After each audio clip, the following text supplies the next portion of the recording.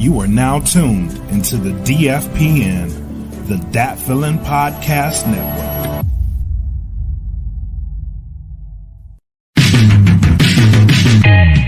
Salute Podcast. You always in the service of drink. Salute Podcast. You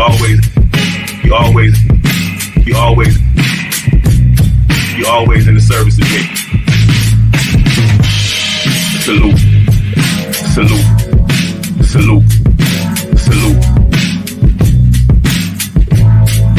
Salute Podcast.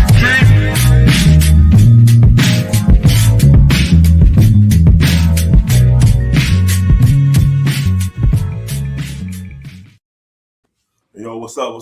What they do? Welcome to another episode of the Salute Podcast. I am your boy, retired Chief Master Sergeant Pat Wilcox, aka the Hip Hop Chief, aka Conscious Rhyme of the group Purgatory. The Salute Podcast is always in the service of dreamers, and we showcase the talents of our current and prior military members in the elements of hip hop. So if you can rap, also dress fresh, and you serve your country, guess what? That salute is for you. So hey, I'm about to get it in, man.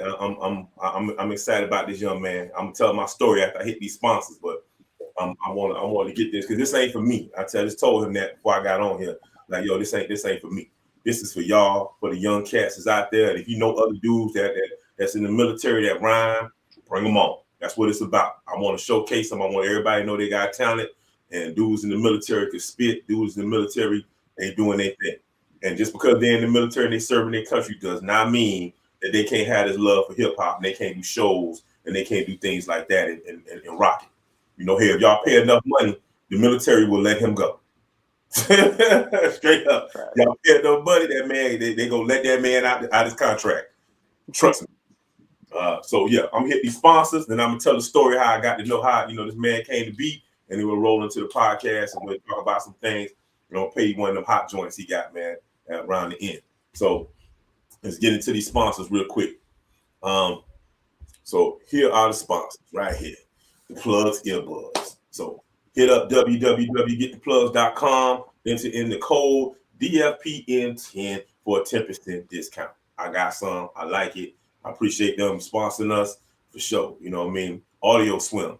Hit up, go to Audio Swim, www.audioswim.com, and check out what they doing over there, man. And my man Premier Element UAE. www.premierelement.com. One time for Shorty Pimp. Shout out to my man 305 Dade County all day. You already know. Let's go over here. What's the next one? Okay. Join the DFPN Patreon. Hey, you want to go on Patreon? Just for what, $2? You can go on here. And I'm probably messing it up. I know Smitty gonna get me, but there's a discount involved in this, and you can come on here and for that amount. You can go in there and you can listen to Dat Feelin Podcast, a podcast without any interruptions, man. My man Black, he comes in, he narrates, he jumps in and out and talks about things that won't be on there. You just get the straight podcast, you get the straight listen, and you get to hear all this dope material just like that. And if you don't know, DFPN is also a record label. Black just dropped a single. What's up, Black Mac? He just dropped a single. And if you don't know, Normalized Growth dropped the album. It's out there. My man MRK SX, who was on here the last podcast, I'm doing well. He's getting a lot of love out there, man. My man Smitty got one out there too. He got a joint. I'm really feeling. It's called Crown Jewels. Yes, Google Crown Jewel E Smitty Hotness, and it's all on paper. All of this is on the Dat Feelin, which is out on, oh my God, I messed it up. I don't want to mess it up. Let me think about it at the end. I'll tell y'all exactly where everything's at. But it's out Apple's, every place else you can pick it up. But it's a distinct place where it's at. And I want to make sure I hit that up right. And I don't want to just speak out my butt. All right, so next up, DFPN merch that's available. I did not grab my t-shirt. I did not grab my cup. But trust me, it's out here. We got you. DFPN cups, merchandise, everything that you need. So hit it up. Go to www.teesprings.com and search for the Dat Feelin Podcast. And go on, knock that out. Get that. You know what I mean? So that's that. Let's go back over here. Put this back up. Take this one off. All right, bam. So now I'm done with all that. I try to get that stuff out the way pretty quick because I appreciate the sponsors coming on here showing us love. But this is about this what I'm about to get into. My man Young D, my man Tay.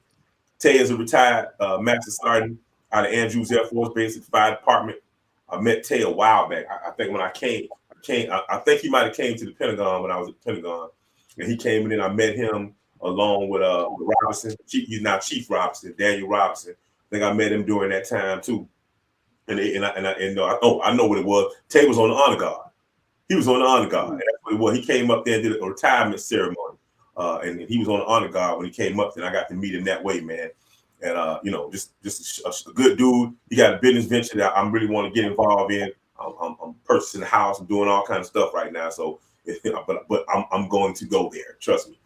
He got one. He makes some grilled cheese. He's a grilled cheese mastermind. So I definitely want to get in before everybody else know he's doing this. He got his thing popping. I want to jump in there before then and get in. So yeah. So Tay said, "Hey, yo, man, I got this young dude." I said, "Yeah."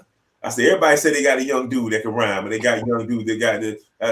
Okay, you know what I'm saying? He's like, "Yo, you need to get this cat on your show." He in the military station. You stationed at Andrews, right? Yes, sir. So he at Andrews. And he's like, "Yeah, you know what I mean?" He's like, "Yeah, you need to get this man on your show, man. He tight, man. Get him in." And you know what? That's what my show about. My show about representing the military. And dudes is in the military that rhyme, and it also warms my heart to hear Fire Dog. Because he doing the exact same thing that I did when I was a Fire Dog, and they were joking me and all kind of shit back in the days when I was about 20, 24, 21, 22, 23 years old, all over Korea destroying microphones. They would laugh until I got on that stage. You know what I'm saying? So I love this. And not only is he a military member, but he a Fire Dog. Fire Dog. You know what I'm saying? As you know, I am retired Fire Dog. So it mean a lot to me to have this cat on here, man. So he was telling me about him. I said, I got to get him on. Let me go check this dude. You know what I'm saying? Check out some of this stuff. So listen to a couple. I was like, oh, this, I like this. You know what I'm saying? It's good. This dude got some talent. I'm liking it. You know what I'm saying? I mean, it's good, man. I mean, so I'm gonna play the music. Y'all gonna see what I'm talking about, man. He got a lot of talent, man. So so I said, okay, let me put him on the show. It took a minute to get him in here. You know, I've been dealing with a lot of stuff you don't know. I lost my mother in January, so it's just a lot been going on with your boy. But I crank out salutes as I could get him in, man. And this been on my spot. I said I got to get this in. I got to get this in. So I'm happy to have this man here today. I'm happy to have him on my podcast. So without further ado, let me introduce my man. You know what I'm saying? I don't know, you want to go by your government name? I like your government name because my cousin's name is Dez. His name is Desmond. You know what I'm saying? So when I saw your name like this already, my first cousin, my little cuz, I taught my cousin how to rhyme when he was 10 years old. If you ever get a chance, you know what I'm saying, you got to look up Dez DiBiase. Type in Dez DiBiase and you'll see what I'm talking about. My cousin is the truth. He in Miami, 305. He repping it. He do it big down there. So when I saw that name Dez, I said, all right. So I don't know, you want to be Young D or you Dez Terry, however you want to roll it. But since it's about military and my rap career, we can just go with my government for right now. All right, Desmond. You know what I'm saying? So with that being said, you gonna tell us a little bit about yourself. Introduce yourself. Tell us a little bit about yourself. You can also say if you served multiple places, you can tell me where you served at, and what rank you are. You can talk about the AFSC and just roll from there. I'm gonna toss this over to you. I'm gonna ask some questions, but this is gonna be about you from this moment on. Definitely. So first off, I want to say I appreciate you for having me on the show. It's definitely been something we're working on for a while, so I appreciate it.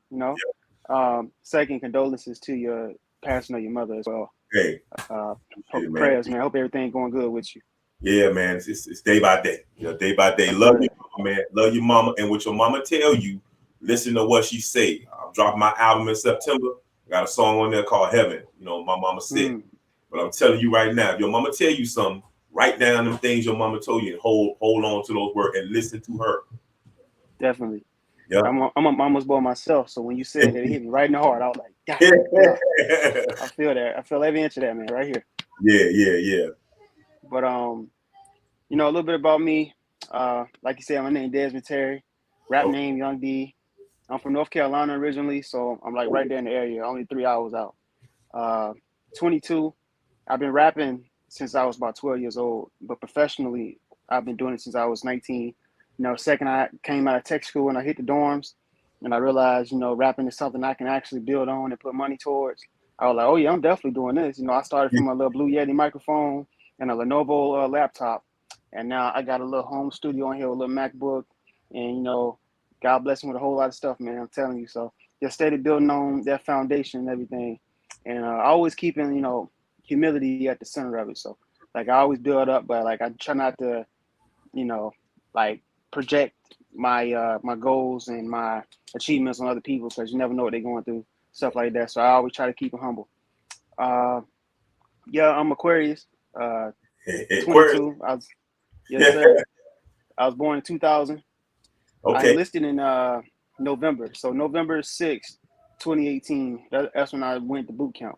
Okay. And ever since then, best decision ever made. I'm telling you. You gotta tell. I know. Yes, sir.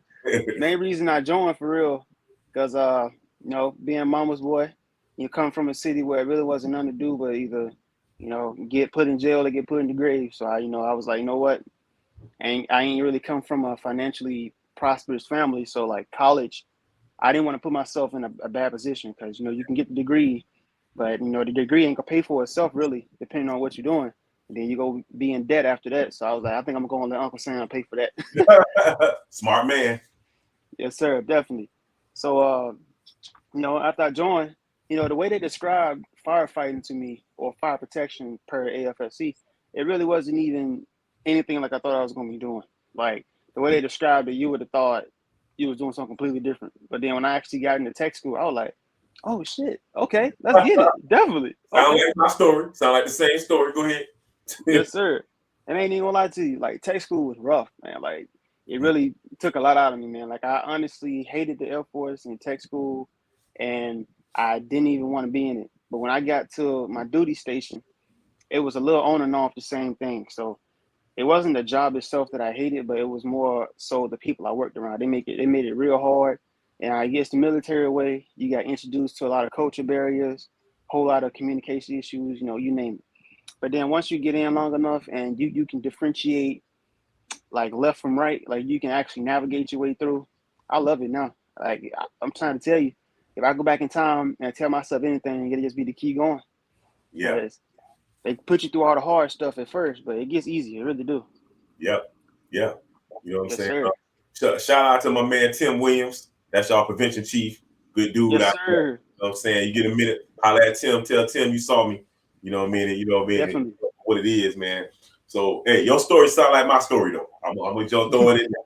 I was in Miami, doing whatever I was doing. You know what I'm saying? Plus, I was working. I was a shoe department manager at Walmart, but I was doing all that other stuff I ain't had no business doing. So, real with you, know what I'm saying? I had no business doing. So I knew that I said, man, I got to get out of here, man. So I said, man, I had a daughter that was being born. And so when my daughter was born, I was like, you know what? I really need to, figure out something, man. And so I joined the military. I think I was 21, 22 years old. I joined the military and stuff, man. But I got that paper. I don't know if they get that to you now. They gave me a paper that told me what fire protection was. I went to the recruit. They was like, yeah, you got this job. We can't get you that. I want a personnel. I'm gonna sit behind the desk. It's hot. You know what I'm saying? I want to do this. And they were like, nah, that job going too fast. You can't do that. And they were like, no, you can do you can do police officer or fire department. I said, I'm from Michael 305 right here. We don't do the popo. We don't do the police. Police don't roll with us. I ain't doing that to this day. You know what I'm saying? So I don't roll like that. I said, I'm going to fire department, not knowing what the hell I'm doing. I go to tech school. Tech school it was hard. Like you said, it was hard. I was miserable. Every day I was like, I gotta get out. So I thought about it. So I was like, I made wrong career choice. It was hard. So I went through tech school. Back then, you gotta think it was even worse. It was long, it was worse. And they didn't really have it together. So it was even worse. This is 96 now, 1996. I went to tech school at Goodfellow Airport. You know what I'm saying? It had just moved from Chinook in 95. This is 96. It's a year later. God. It was 94, 95, and it moved over. So it wasn't that long that I went out there and I met Goodfellow. So it was, like I said, San Angelo suck. There's nobody who gonna go to San Angelo. I don't know if they did you the same way. Did you come out of basic training and you walk out there, all your friends were getting on the bus and they was going to the airport and they put you on the short bus? Now they put us on a bigger bus, but it was on like a 3-hour drive. I was like, man, I thought we were going somewhere, going somewhere far. They took us down the street. Man, they took me on that. They put us on a short bus. And I was like, man, this, you know what I'm saying? Everybody, my friends going on the plane. I thought I was going on a plane. So I get there, it was horrible. So I get to my first base, because every day at tech school, it's like 8-hour days, whatever it is. You thinking that's the way it is. I got to the first base. I showed up. I'm like, hey, what time I go home? You know what I'm saying? I've been here all day. What time I go home? They're like, nah, you got to stay the whole night. I'm like, what? I had no idea that I was going to stay in the whole. I had to go get linen. Back then they had a thing called linen exchange. So I had to go over there and get the linen to spend the night because I have nothing to spend the night. I had no idea that I was going to be, staying all night long. That's how dumb I was. But like you said, as time went on, it started to get better. It started to get better for me, and I tried to cross train, a couple times. I was like, I'm done. And I was like, but then it just kind of worked out for me, man. I stuck with it. And then I'm telling you, there's a place outside. You see Hawkins, you see Tim. There's a place outside the military. Everybody can't say that. I got friends that got out the military, and them dudes they didn't have no career path. Us, the military, 6 figures. 6 figures. So you pick the right career. You pick the right career field. So don't sweat it. Stand as long as you want to stand. Just know when you get ready to make that jump, you're gonna be in the 6-figure range. Definitely. Yeah, just take your time to go there, man. I'm gonna hook you up a good mentor for you, man. His name is Master Sergeant Darren Gould. He's from North Carolina. Got you. I got you. I appreciate that. Yeah, I'm gonna hook you up with him, man. He up in Alaska right now. He's somebody you need to hook up with. You need to know. So I got you, man. I like to mentor young dudes. If I can pass on knowledge to you, man, you call me up. I mentor dudes all the time about the fire service. I've been doing this 26 years. So I got you. So we got that. But let me get into these questions. So let me get these questions to you, and we'll touch on a lot of this stuff as we go along. Sure. So my question for you is, how has being in the military influenced how you do music? Oh man. So initially, I ain't gonna lie, I started making music and started actually like going back to my roots, which was rapping before I joined the military, right when I got to my first base. Because then I had the means to do so. I had more free time on my hands. I had a lot of stuff to rap about too, because it was hard, man. Like getting around, like I was blessed. I got a car in tech school, so the whole transportation thing, it made things a whole lot easier. But just trying to get with the flow of work and dealing with people's attitudes on the daily, trying to figure out, like trying to separate the fire culture from Air Force, because fire culture and Air Force, people don't talk about it, but it's two different things. Two different things. Two different things. Yep. You walk in your room and look, I'm not the type of person that be like, well, where I'm from, we did this. Like, black people coming to the word, where I'm from, all that extra stuff. Like, I'm trying to do that. But people got to realize, bro, if it's different cultures, you can't like prank people like fire departments do, put your hand on their stuff and not expecting a reaction. Like where I'm from, if you touch another man's stuff, like we throwing hands, like that's just my culture. Like, I know. I know. Feel me? So like, I know people used to do that so much, and like, I'm not gonna lie. When I first got there, I had a couple attitude problems. I ain't gonna lie. I wasn't the best person. But that's growth. And I had a couple issues with stuff, couple issues with people. It got to a certain point that I was like, now if I'm coming up to all these people, and if it's always a problem, maybe I need to look in the mirror. Maybe it's something I'm doing. Yeah. So I know Mr. Hawkins, he used to always say, tighten them screws. I know you heard him say at least once. And I was rough. If you talk to Hawkins about me, he'll tell you who I am. So I was rough. I was a rough cat. I didn't have a mouthful of gold teeth. I was rough. I feel you. Definitely. But basically I used all those experiences, and that's what really pushed me to be like, you know what? I need a channel for all this anger, all this stress, everything. I need a channel for that. So I got me a little Lenovo, little laptop, got me a little $80, $100 microphone, and I was like, you know what? Screw it. I'm just gonna start rapping. So very first DAW that I used was something called Audacity, and it's free. So I was trying to go the cheap route, thinking that, okay, you know what, screw it, I ain't making that much. I'm in the dorms, so I'm keep it slight.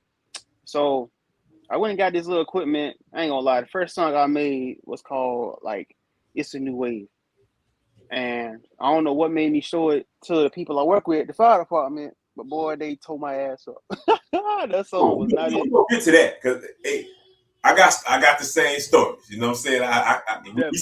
I'm already smiling off of this because everybody that come in here, they don't understand being a firefighter. Hold on. Yo, you good? I got my granddaughter. She popped in here. Bye. It's funny, ain't it? Welcome to the life. You know what I'm saying? But man, we're gonna let you go. But I'm gonna jump in there at the end. But they told me up too back in the day. Go ahead. Oh yeah. And plus, when you're around a different culture where, hip hop and rap ain't necessarily mainstream where you work at, it's a lot harder to feel comfortable enough to express yourself. So you already got that going for you. So honestly, pushed me to make music. Before I actually got a girlfriend, I settled down and stopped going out as much. I used to always go to dorm parties and everything. I used to always pop out. So, when you with the homeboys, they gonna ask you to spit something at some point. If you hear a beat come on, you feel me? So there's this one guy I used to rap with all the time, Philly. That was his name. That what we called him. And we always go to the day room in the dorm, and we always throw on the beat and just start spitting. Yeah. So I was like, you know what? It seems like every time I spit something, I always I'm being humble, but I always everybody get hyped when I spit something. So I was like, you know what? I'm gonna stop BSing. Let me go ahead and give me some studio equipment right quick. Let me stop playing. Cause I love to rap. So I mean, you might as well pursue your passion and stop playing around. I see what you got on your wall back there. That's a good start. Yes, sir. Definitely. Yeah, I tried to soundproof my room a little bit. It's just a little soft type of I guess EQing or whatever. Yeah. But it's really more for decoration though, cause I got a isolation shield that encapsulates the microphone, so I just use that. Yeah. I got you, man. We'll talk a little. I'm sitting in the whole studio right now in my house.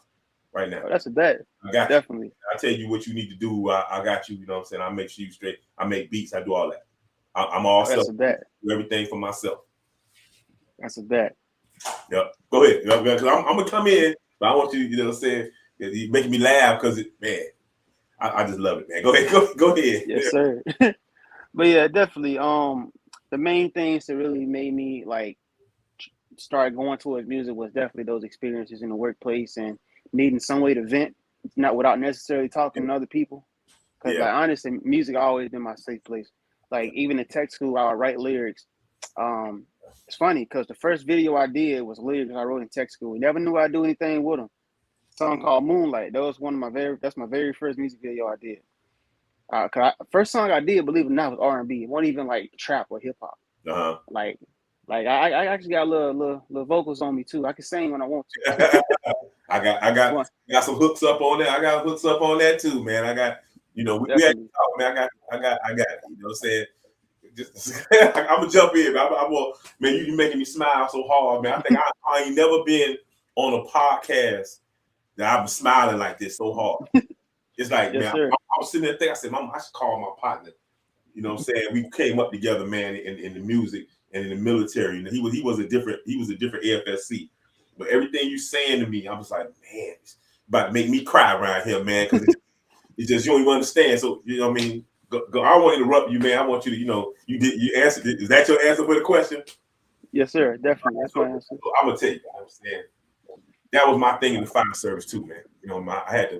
I had to square off on a couple cats, you know what I mean, as I came up, man, you know what I mean, because it's different cultures. And these dudes ask me stuff and say stuff to me. Well, it was bad. My first base was Tyndall Air Force Base in Panama City. I never experienced racism in my life until I went there. And I didn't even know what that was. It was so bad that my recruiter, you probably ain't talked to your recruiter since you went in the military, right? Nope. My mama was she worked at a school and down in Miami, and the dude used to come in there. He used to come in there and stuff, man. And he used to be a doggone and he used to be he coming in trying to recruit people. My mama told him he couldn't come back because you need to fix what's wrong with my son up here. Because I was about dudes come up to me, messing with me and stuff, and man, but it was different back then. We're gonna go in this room, I'm gonna close this door, I'm gonna beat your ass.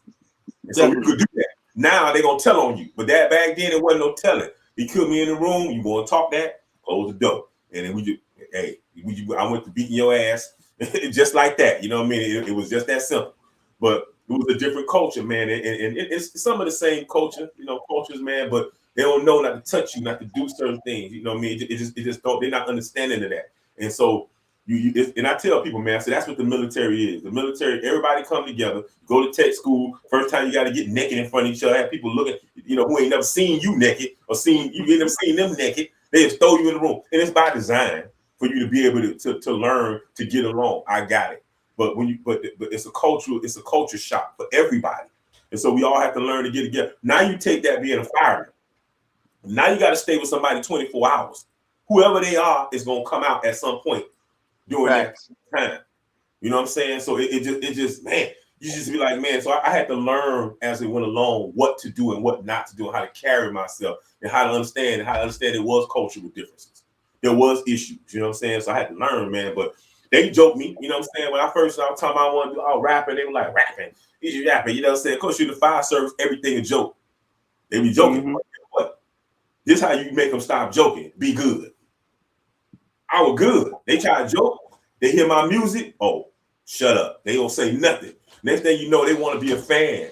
They want to run behind me, and they want to be loving. They all love my stuff. They own your job. You know what I'm saying? Now they all ride. You know what I'm saying? We said dick ride. They dick ride now.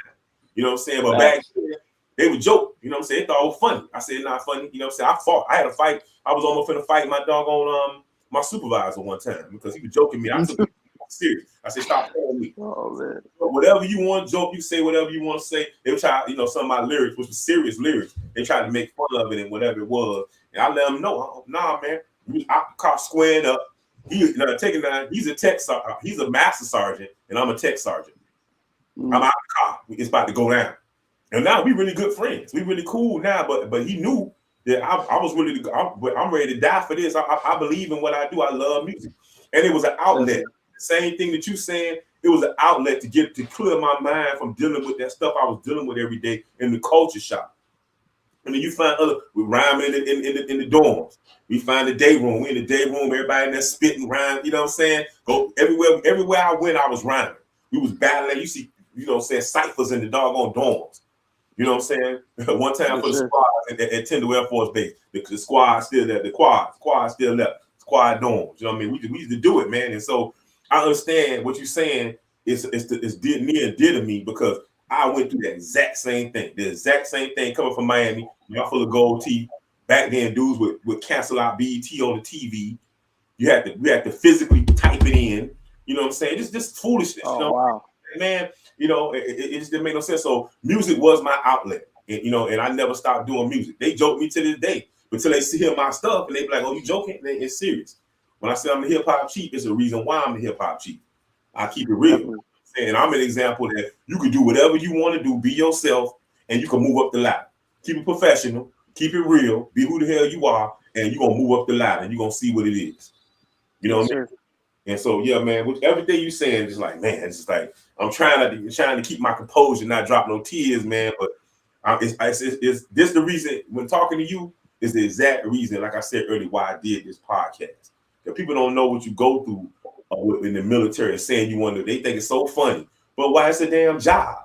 It's a damn job. You know what I'm saying? You come to work, you get off work, you could be whoever you want to be.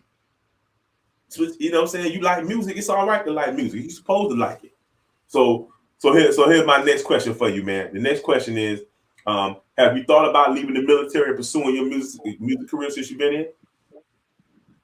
I actually have. Been in first. How many years you been in? This year, November 6th, to make my 4th year. 4th year, so you still in your first enlistment? Yes, sir. Okay. So it's even deeper. So what you thinking? You know what I'm saying? I'm not gonna tell you because I know the culture. I'm not gonna tell you say nothing, but I'm gonna say this because I know how people are. I know. Anybody out there watching, I know. If this man say he getting out the military, you're a firefighter, you watching this, he ain't gonna get no classes. You're gonna try to take his opportunities away because he done said he getting out the military. I know how that goes. Don't say that you're getting out the military. My question is, have you thought about it? You know what I'm saying? And if you were to get out the military, will you be pursuing music? Let's put it like that. Well, honestly, I ain't gonna lie. So since I first got to my first base and up to now, it's been like a whole lot of growth in between. So like the person who I was when I first came to Joint Base Andrews versus who I am now, black and white. So when I first started to fall in love with music, and when I first started, like, you know what, this is something I want to do for the rest of my life. I ain't gonna lie. At first, I was looking at the military as more of a barrier. Like I was looking at it like, man, I wish I was out the military. I could do this and do that and do this. Yeah. But staying in longer and like having a sense of humility and understanding.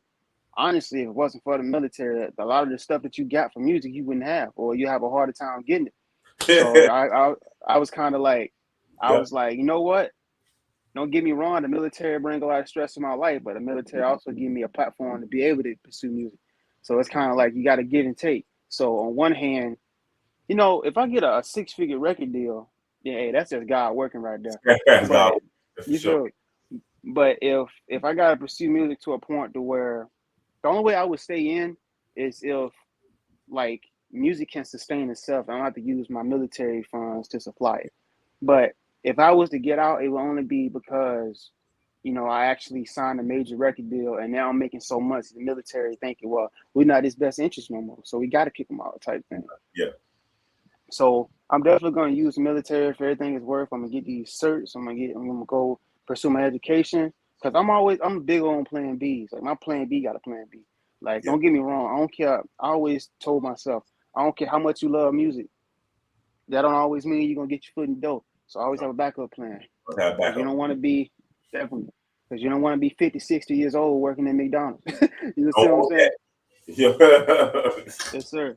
Because honestly, my end goal is like the reason why I joined the military as well is not only for my college benefits and whatnot, but because like I honestly got tired of seeing my mama struggling and stuff. Like I remember when I was actually working at McDonald's before I joined. Like that's why I like talk about restaurants and stuff because before I joined, I was a workaholic. I had like two jobs at one time at one point. Like I always had to do something. Yeah. I was never like sitting on my ass in the streets. No, I Yeah. was getting bread. I was helping my parents with the rent, everything, you name it. So I remember my dad came to pick me up, and he had a look on his face. And my dad, he always tried to be foundation of the family. He always tried to be strong. But if a man loves somebody and that person ain't doing good, I don't care how hard he is, you gonna see it on his face. Yeah. So I was like, what's wrong, Dad? What's wrong? He said, it's your mama. She ain't doing too good. I can hear in his voice something was wrong. Like, as a kid, you don't really go off of exactly what they say. You go off of expression. So Yeah. like you might not pick up their words, but you can hear it in their voice. You're like, oh shit. So I go home. I look at my mama. She in the kitchen washing dishes. I don't even say nothing to her. I just look at her and her eyes start tearing up. Seeing that from your mama, boy, that tear you up. Yeah, Like I'm telling you, people don't realize is an experience can make you age quicker than any book will. Like if you look at somebody, like I'm like this. If my mama already struggling to do what she trying to do on her own, she ain't even asking me for help because that's the type of parents I got. Why would I take it upon myself to go and live a life that's gonna make her stress about me and add more to her plate? So yeah. that's kind of how I looked at it. Like when I say I'm mama's boy, like I'm pretty sure if God willing I get famous, that video will probably go famous. Cause you ever heard of Venture Island before? Like a Yeah. little play area like Dave and Buster's kind of. Yeah. So I was a little boy and I had won this little ring, right? So I'm happy. I go in the parking lot and I went and proposed to my mom. I'm telling you, man. Mama's boy, man. I'm telling you, I'm a All right. cornball. So Nobody like gonna love you like your mama. I promise you. I promise you. My mama loved me right, unconditionally the day she left this earth. Trust me. I'm You know telling what I'm you. saying? So Yeah. like seeing that look on her face, that made me like, all right, you know what? You need to change what you're doing. You need to start. Don't like. I'm not only doing this for me. Like that's one thing I try to also do. Like make sure you have multiple purposes behind what you're doing. If it's only to help yourself, and you got people that depend on you, the 9 times out of 10, at least in my opinion, I Yeah. feel like that need to be adjusted. Like especially for your parents. Like if you know they struggling, don't just go to the military and do you. Like they raised you and didn't ask you for nothing, so it's only right that you give back. So long term, my goal for joining the military, I want to put them in a house. Like I want to put them in a position where all they got to worry about is living. Like all they got to worry about is what I'm gonna buy next. You know what I mean? Yeah. Like that VA loan will come in clutch. I'm telling you, because I honestly I was thinking about getting like flipping houses and stuff. You should. Like, You should, man. I'm on my third house, man. I've been doing a lot, man. My girl is a realtor, man. So I got you. Yes, sir. Yes, Real estate. I was definitely trying to get into that. Yeah. I hope I answered that question. I ain't go off the end too much. You did good, man. And yeah, man. It's true, man. You know what I mean? Like I said, man, you know, your moms and doing for your family is important, man. I mean, I really like it's so many times now I look back on my life and I was like, man, my mother was so, and I probably had good arguments with my mother at some point, and I was like, man, why the hell I did that? You know what I'm saying? That didn't make no sense for me to do. You know what I'm saying? I didn't, I did all that stuff, man. Like I just told you before, earlier, man. Love your mama, be for your mama, ride for your mama, and whatever you could do for your mama, do for your mama. Love your mama, spend time, call all the time. It was times I wish I had called my mama a little bit more. You know what I'm saying? But I didn't. But trust me, the last couple of years I've been home. I was with my mama all the time. I feel really good because my mama was there for me, man. And that's why I say it's cultural differences. People come into the military for different things. You know what I'm saying? And a lot of times you see your mama, your family struggling. We serious. Most African American men, when we come in the military, we serious. Because we know what it is to not have and to watch your parents struggle. You like, man, I don't want to watch my mama struggle like that. I mean, I'm not saying everybody else don't have no struggle. It's different layers and different levels to struggle. You know what I'm saying? We it struggle for us. You know what I'm saying? So yeah, man. It's rough, man. And so when you come in the military, it's just a different mindset. And like I said, when you're talking about cultural differences, there it is. Everybody coming for different reasons, and they know why they come in the military. But a lot of times, ours is because of that struggle that you're going through at the house and stuff. And that's why I say, talking about getting out the military, I had to struggle back and forth about getting out the military. Was I gonna stand? Was I not gonna stand? It's a game, man. It's all a game, and how you maneuver. And as you move up the ranks, and even if you get out the military, it's all a game, man. It's all a game and how you maneuver through this game.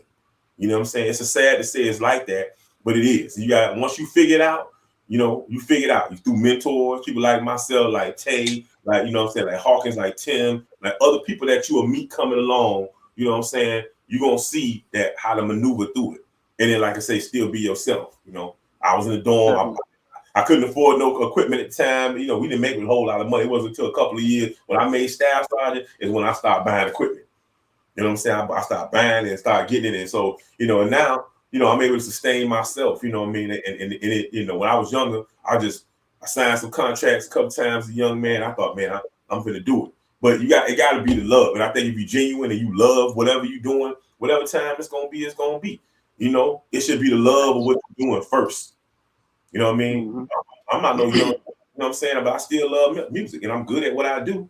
But it's just the love of it. If God bless me, whatever it is, I don't care, man. I'm a past that stuff. I put my music out because I want to I do what I want to do because I want to do. And that's a blessed feeling, man. That's where you want to be. And eventually the blessing gonna come. I'm listening to you, a humble young man, man. I'm glad that Tay brought you on, and I'm glad I'm having this conversation with you. And I hope people tune in. It's the middle of the day. Everybody out doing stuff. Usually when it's nighttime, I have 1,000 comments down here. But it's the middle of the day. I put this out, and then when I put it out, I'm going to say, yo, you ain't go check this out.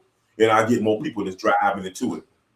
But it's a good conversation, and it's good for other young people to hear this, man. So, yeah, you did answer the question, man. And yeah, you know what I mean? Hey, that was a very good answer to that question. So my next question for you is, let's see, how many albums do you have? Do you have any albums, or are you planning on making one? What's your plan as far as I know now? Albums don't really mean nothing, but I'm gonna tell you, just on what do you want to do? Do you want to be forever, or do you want to be for a minute? If you want to be forever, you got to constantly evolve yourself. And when you talk about albums should be a body of work. That now I'm dropping singles on stuff, but give people a body of work so people could really get to sit down and get to know you if they want to. That's what I'm saying. So what do you got? You got an album coming? You have one already, or what's the plan? Yes, sir. So from where I first started to now, I've dropped 2 albums. So it's from 2019 to now. Yes, sir. I got 2 albums out, and in between those albums, I probably got a total of about 5 singles in between then. I think I dropped the album in 2020 actually. So I try to like stay consistent with these albums and do videos in between. So my first album was called Mixed Emotions. So I did that one and I dropped a few videos with that. And then about a year later, I dropped my second album this year actually in May 12th. And that one's called Aggravated Pain. And that one right there, so the first album was more of an introduction into who I am. You know, it still had some humble like undertones in it. Talked about struggle. A lot of my raps also are in third person. So like, if you hear me say like pull up in a Porsche or something like that, it's cause like in my mind I make mental notes. I might not got it now, but I'm gonna have that shit later. Like that's how I think. Yeah. Like I always try to, cause I'm not gonna say, you feel me? I'm not gonna say I'm gonna pull up in a Mazda. You know, like I look at it like if you aim for the ground, you're gonna hit it every time. But if you aim for the moon and you miss, at least you're still in the sky. You know, like if I aim for a Lamborghini and miss, hey shit, that's still a fire. You know, it's still something. Yeah. So I always try to plant those little seeds in my song, because if I play it back in my head, you never know. A year is a lot of time. You never know what can happen. A year come back. Oh yeah, I did that shit. Everything I'm rapping, I did that shit. Definitely. That's exactly how I'm trying to be. Yeah, man. So yeah, that was my first album. And my second album, Aggravated Pain.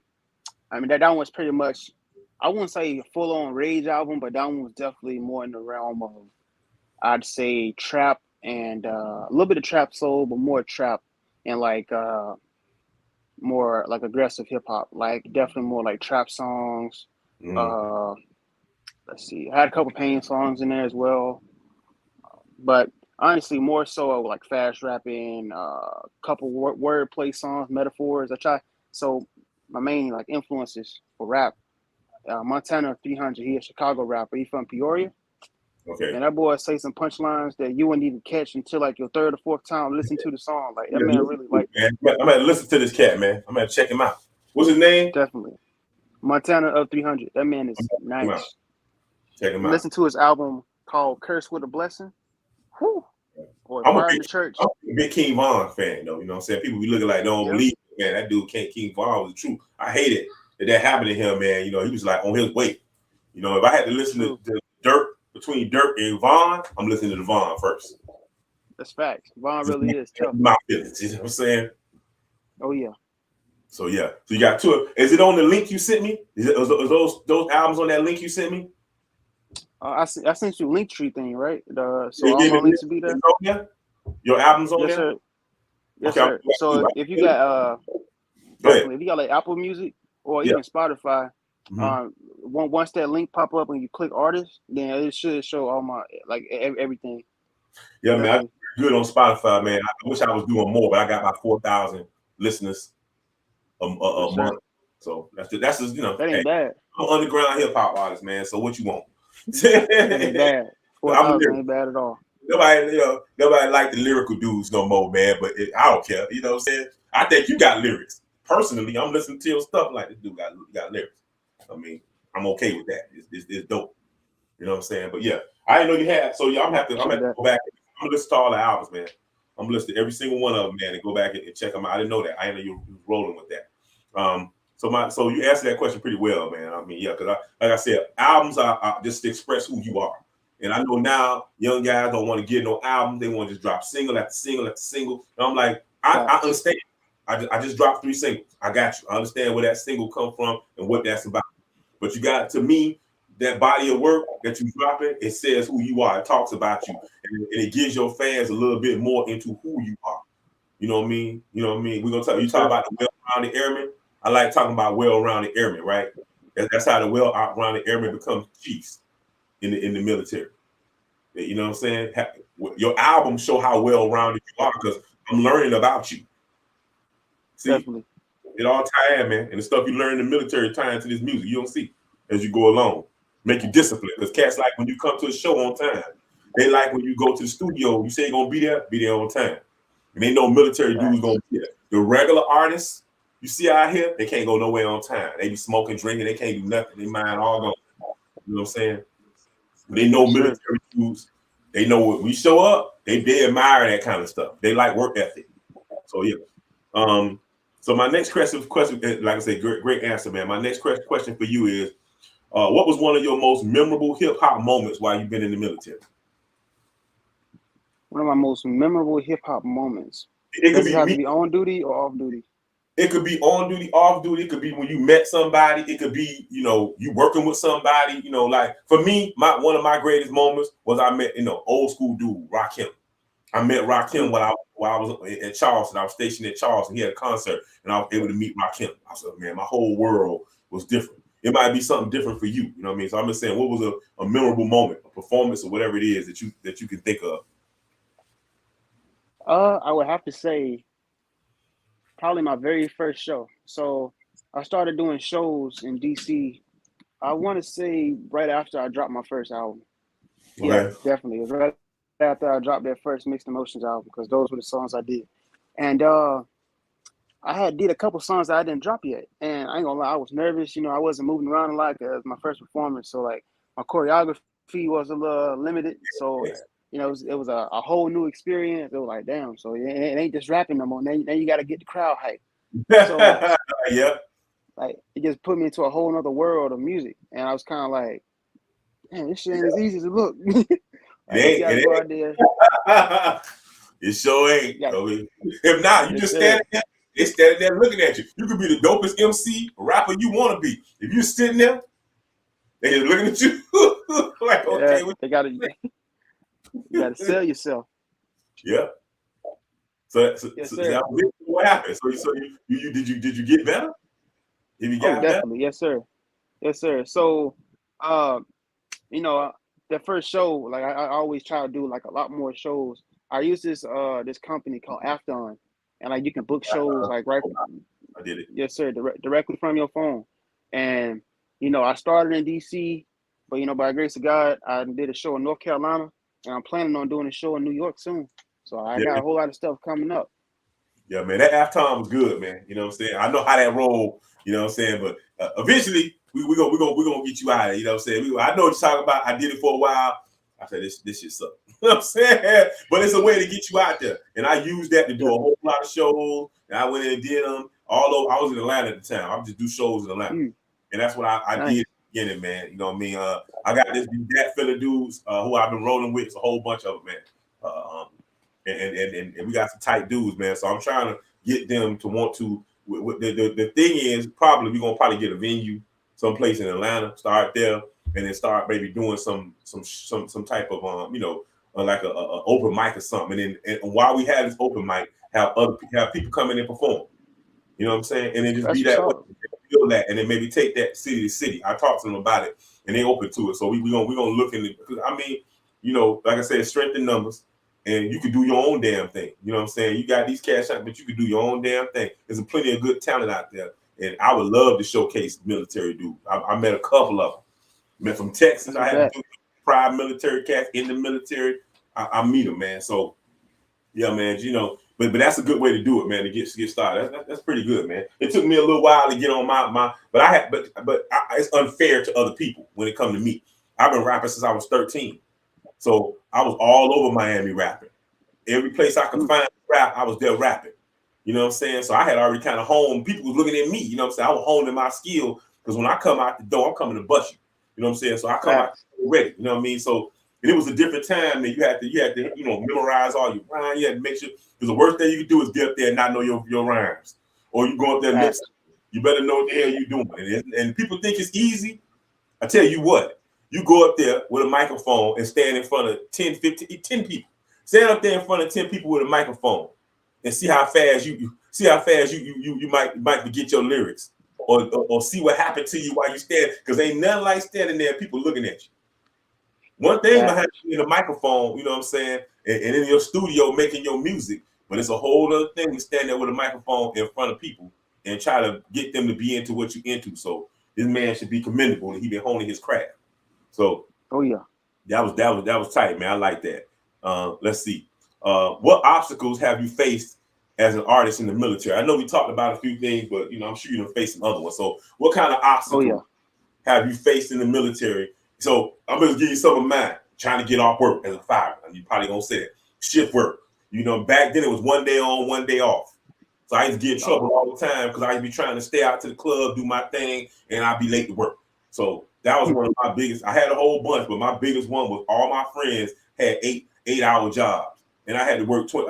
Matter of fact, I went to I'm trying to pledge Omega Psi Phi, right? So I went to a gathering they had the other night, and I met an officer, and the officers there. You know what I'm saying? And if you don't have your education, get that stuff. And I think the Omega Psi Phi principles and their beliefs is something all men should strive to be a part of. I'm saying it right here on my podcast. No, I said get your degree, look into it. Don't look at all the other stuff everybody be talking about. Community service is important, and being a man is more important. If you want to get mad at a man for being a man, get mad at it. But I'm telling you right now that I'm seeing men. I'm seeing men. And so I met an officer, and he was telling me, he was like, man, you can still get. He said, I told him, he said, yeah, I was on orders, and I was at the dude, and I still got my degree, and I was able to walk into the building. And I was looking at him like, you must have a 9-to-5 job. I just looked at him. I didn't even argue at the point. I said, I got you. Because he was like, you like online, don't you? I said, yeah, I went online. Because you got to think, as a fireman, your ass is not only are you every day working whatever your shift is, and you're a military dude, now you're deploying. Now you're deploying on top of that. You trying to tell me you think you're going to be able to get in the classroom?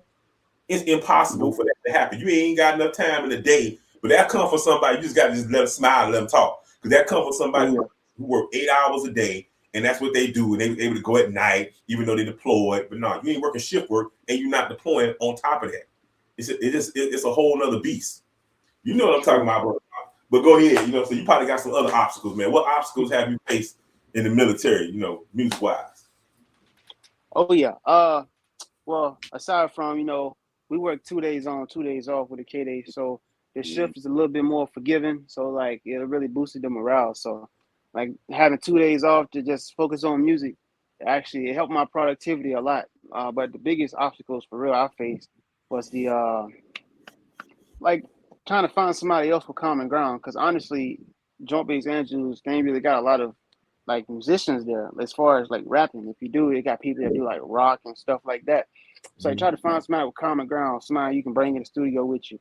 You really ain't really got that. So like you really got to go off base and find like DMV cats that like to do stuff like that with. So that was a problem. Another obstacle probably would be, resources. So honestly, the main reason I started building my own studio was because I personally feel like as a starting artist, going to a professional studio, you ripping yourself off. That's just how I feel. You I'm not gonna interrupt you. Go ahead. I was about to go ahead. Go on, speak. I feel like that because if you go in there and you don't know how anything works, if you don't even know what the name of the microphone is that you wrap it into and how it affects your voice, you really just listen to the engineer tell you anything. And it's just one engineer with a specific amount of equipment that don't even match every other engineer's capabilities. And half the time they overcharge you anyway. Like, why would I charge you like $60 or $80 an hour to mix a song when I can do it at my, and it might not sound as clean as yours, but it still sounds presentable. You know what I mean? Like I'm like this. Why would I work for a company when I can build my own? That's kind of how I look at it. And then I can make that money myself. I can get my own skills up there. And now instead of just being a rapper, I can also be an engineer. Like I'm adding stuff to my palette instead of putting money in somebody else's pocket that I could have used. That's also another way I look at it. Because one day, everything that I put into this music gonna pay for itself. But if you spend your time going to a studio 24/7, you ain't gonna really have nothing to show for it because they're gonna have all your mixes. Like they just sending you copies. You're not gonna have none of that, and especially when it comes to getting signed. So that was really the main thing that was a barrier for me because I actually did go to studios because it was just one girl that rapped as well, and she went to the studio down in Baltimore. That studio was like super nice. Don't get me wrong, super nice, dope dude. But me, I felt out of place because I was like, bro, I'm still on Audacity. Like I still got a Lenovo laptop. Like I feel like I'm not at that level yet. I want to build myself to be at that level. And like, you ever been into a studio and like they got all of these type of like processors, compressors, all of this shit lined up in there, but only like 3 of them lit up. Only 3 of them lit up. And it dawned on me at first, like when you like a rapper fresh off the street and you don't really know your equipment like that, you gonna think, damn, he using all of this stuff to make my voice sound like that. And then when you get in there and you spit, you're gonna think, oh my God, this sounds amazing. But literally, if you put I throw a figure out there. I say 2 bands, maybe like 600 on a mic, and literally 300 each just for a preamp and a compressor. You can have sound that sounds either just as good as that or literally better, probably. Because honestly, in my opinion, after you spend about $1,000 on equipment, it don't even matter about the equipment no more. It matters about your mixing skills. You can have a U87 microphone with an Apollo Twin interface, but it ain't gonna do no good. You see that right there? Can you see it? You see it in the back of me? Yes, sir. Mm-hmm. See it right there? I know exactly what you talk about. See it right there? That's why I record all my exactly. See it right there? Fact, definitely. There you go. And there's also another way to get money for yourself too, because now people gonna be like, "Damn, your vocals sound clear. Well, what studio you go to? I go to my own studio. Oh shit, you trying to how much you charge per session? Now you making extra money on the side, you know?" Mm-hmm. Well, I know. So that's also like yes, sir. So yeah, coming up, equipment was a bit of an obstacle because I started out small, which you should. Another obstacle, I would say, initially getting your music out there is an obstacle too, because when you are a brand new artist, you really don't have no idea on how to do anything. You're either going off hearsay, or like me, I did my own independent research a lot, and that's really put me in direction to like actually release music. Because at first, I didn't even know you could put music on Apple Music. I didn't know you could do none of that. I strictly stayed on SoundCloud. I was a SoundCloud rapper for a minute. So, I'm telling you. So like, honestly, like being in music is so much more than music, and people don't realize it. Honestly, it's like investing in stocks, and you yourself, you're the stock that you're investing into. And if you're not selling your music, what make you think people gonna want to buy it? Like that was my biggest thing for me. I was like, if you're not gonna put everything into your music, into your craft, then why would you be upset when somebody listens to it and they don't want to do it either? Like I was like, damn, okay, you're right. So for a minute, like I just started like I live in the dorm, so I ain't pay rent, so I knew I'd get the money back on the 15th. So I was like, you know what, I'm just gonna start throwing bread at all this equipment that I need. And while I'm doing that, I'll be watching a bunch of YouTube tutorials. Wavy Wayne, I watch him all the time on how to mix, how to master all of this stuff. The first time I actually paid for a DAW, it was Logic Pro X. I didn't go to Pro Tools because at the time I was like, that shit look complicated. I'm gonna start at something more user friendly. So man, I tell you talking about it, smile because man, you sound just like me. Now I just had to crack up. Yes, sir. So I used Logic Pro X. I think it was $299 or $199 on the App Store. Mm-hmm. So and before that, I actually was like playing and messing around with GarageBand. So honestly, GarageBand is an even more simple version of Logic Pro. So I was kind of familiar. Son, so when I started messing with it, my son do everything on his phone. My son make beat my son hard. My son, he knows that he wasn't. But now my son is good, but he do everything on his phone with GarageBand. Yes, sir. GarageBand is clutch, I'm telling you. Mm-hmm. So I started using that, and I ain't gonna lie, you know, when you first start something, you're gonna throw auto-tune all the way up. So like just like learning how your voice sounds, learning what microphone make your voice sound like what. That's honestly like I know I keep hitting on that, but knowing like what to buy, how to mix, all of that stuff is just one of the biggest obstacles when it comes to making music and finding the time for that too, because not only do you got to buy the equipment, but you got to learn how to use it. So you ain't gonna be able to use it when you're at work, especially when you got people that don't believe in your craft. They gonna try to make it seem like your occupation, which to a degree it is more important than your hobby. But people only do that because even you can be caught up on everything. But if somebody don't believe in your craft, they still gonna make it seem like you're slacking. Like that's just how it is. Second they see you doing something you love, they're gonna shit on you regardless. Like I had to learn it the hard way, man. Not everybody that smile on your face want to see you succeed. It's sad to say, but it's the truth. Man, I'm telling you. I was quiet. You know what I'm saying? Young man, preach, young man, preach. And honestly, finding a support group is also an obstacle too, because like before I met my girlfriend, it was really just me and a couple friends that knew I made music. And I was honestly nervous about showing some people, especially at work, because half the time they really only like listen to something when it's like an idea when it can also like make them look good too. So like if you try to show them something that's abstract or something that's not really suiting to their culture, they're gonna shut it down because they're gonna be like, you need to be focusing on advancing hose lines upstairs. Like, I already know I do that shit. Like, what are you talking about? Like, you need to be reading NFPA. I already know what they say. I went to academy just like you. Been there, done that. I got the T-shirt. Yes, sir.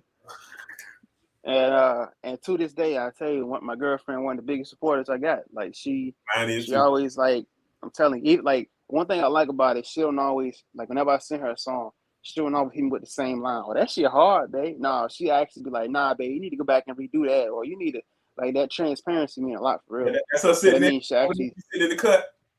Hey, yes, sir. Yep, she right there. There you go, forehead. What they do? What's up? What they do? That's a little studio right there. She do what females do. That's what she did. My hair. Gotta touch my hair. She would have like, yeah, I gotta get my hair did. You saw don't put me on this camera. My hair right. You know what I'm saying? I see you. That's what I'm talking about. Yes, sir. Give me a red bone. Hey, I ain't mad. I had a couple of them myself. You know what I'm saying? Yes, sir. A couple of International cut red bone. Hey. Yes, sir. That's need to hit no damn. Oh yeah. Yeah. So yeah, man. Yeah, you got some, I don't want to interrupt you, man. You still going? Oh, you good? Let me think of another obstacle. Honestly, I wish like making music came with a book because after you make the music, you gotta learn how to promote the shit. Like that's a whole other beast in itself too. Like people don't realize that. Like just because you make a hot song, that don't mean it's gonna automatically go crazy on social media. Like you gotta be able to plant them seeds and like see now they got stuff where you can run ads easily with the click of a button. But when I first started, and this stuff only been out for like maybe 2-3 years, outside of people with like major marketing campaigns, like they can actually do stuff because they actually got a global conglomerate of companies. But like being able to do it just as an Instagram user, like running ads, campaigns, I don't think that was available like 2-3 years ago. That's something that recently came out. I use it all the time. Now I got a whole account. I just throw things on there, boom, when I want to. I be having people hit me inbox all over the world. I just crack up like, man, where did this come from? I be sending T-shirts everywhere, man. Yeah, algorithm manipulation. People don't really know about that. So like that was definitely big for me too, because you spend 8, 9, 10 hours making a song, and then you gotta spend 3, 4, 5 hours learning how to promote. So like it's definitely more than just making music. And if people just looking at it one-sided, sad to say they ain't gonna get far. Like it's really a lot. Like you really gotta be like flexible. You really gotta be a multi-capable airman, just like in the Air Force. Like you gotta know all of it. Yeah. Well-rounded. That's the word. Well-rounded airman. Yes, sir. And that's something I'm just learning to teach myself today. Like people are rap, they'll go all over the world rapping or all over their city rapping, but they'll never pick up a book and actually look into the history of rapping. Like I'm really about to start doing that too. Like there's a lot of history that you need to know behind rapping and what it stands for. It ain't just making words rhyme together. Like it's a story behind everything. You trying to be famous, you trying to be like Drake and them. But how you think they got famous? I think Eazy-E got famous. I'm pretty sure they got famous because they read somewhere where a famous artist or producer always be at, and that's where they wanted to go. And they met them over there, and they pitched them their idea, and that's how they got put on. Well, look at you see me smiling over here.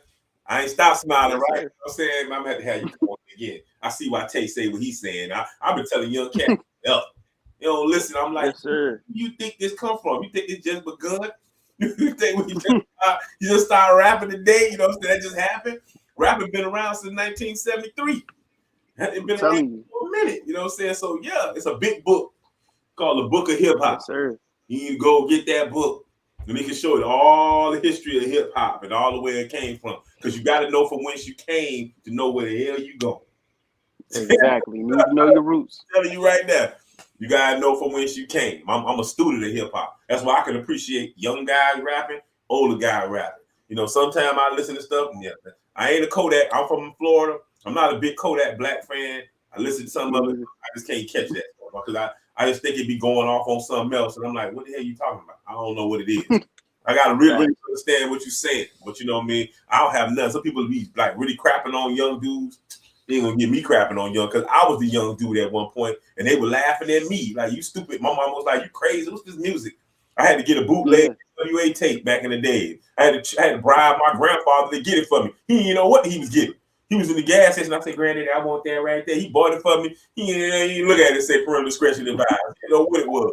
Oh, cry. And boy, I played that thing every chance I got in the cut. You know what I'm saying? You couldn't tell me that I was in it. You know what I mean? But like I say, I'm a student. I'm a student in hip hop, man. And you sound like you there, man. I have nothing to say. Like I said, I'm on here just smiling because we need more young men to say exactly what you saying and say it like that.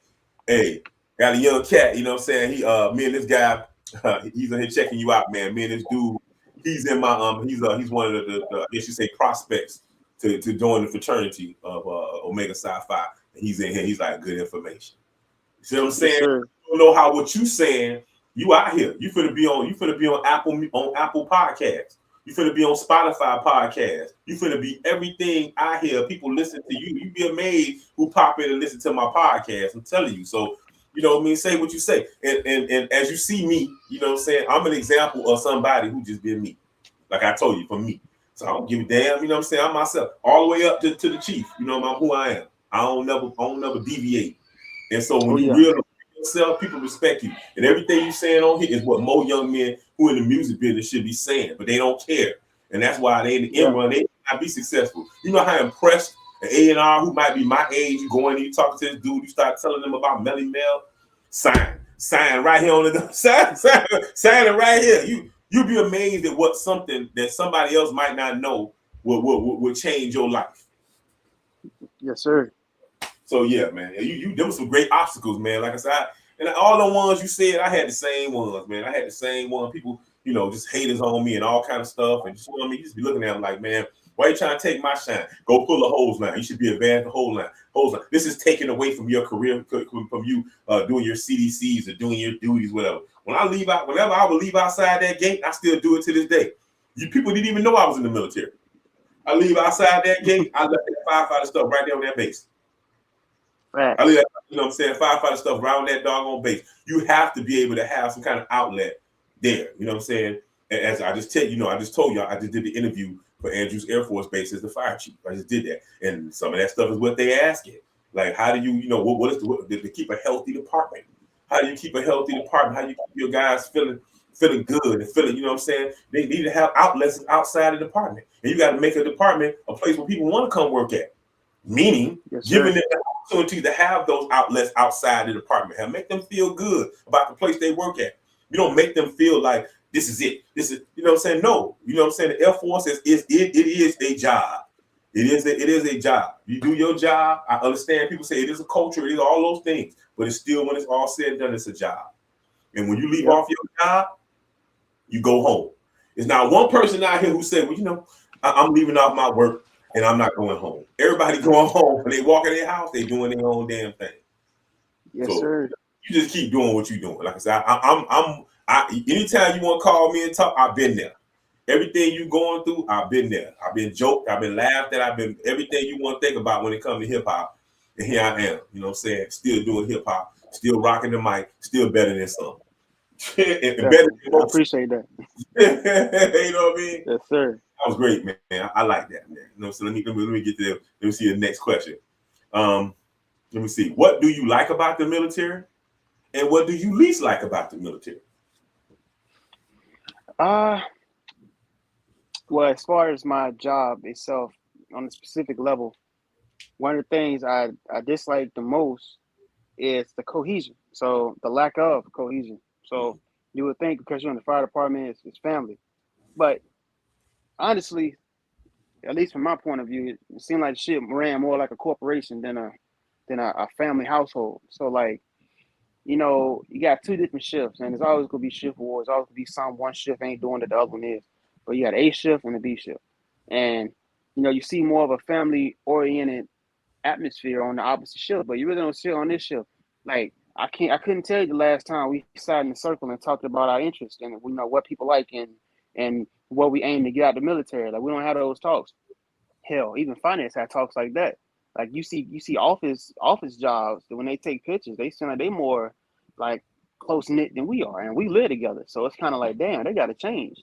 Like people just come to work to get off. Like it's kind of like, damn, I love my job, but like it's kind of hard to love it when you work around people that's about themselves. It's kind of like, nah, it's people that want to have more of a morale there as well. Like I'm not the only one, but we outnumbered. Obviously, like it seemed like the togetherness part was left out. They just more concerned about the mission, and I'm kind of like, if it's only making you look good and you surrounded by filth, you really think they're gonna reach in and see you? Like you might be diamond in the rough, but it's still in the rough. You still got the dig to find it. When really you can make the whole department shine. Like it's the little stuff.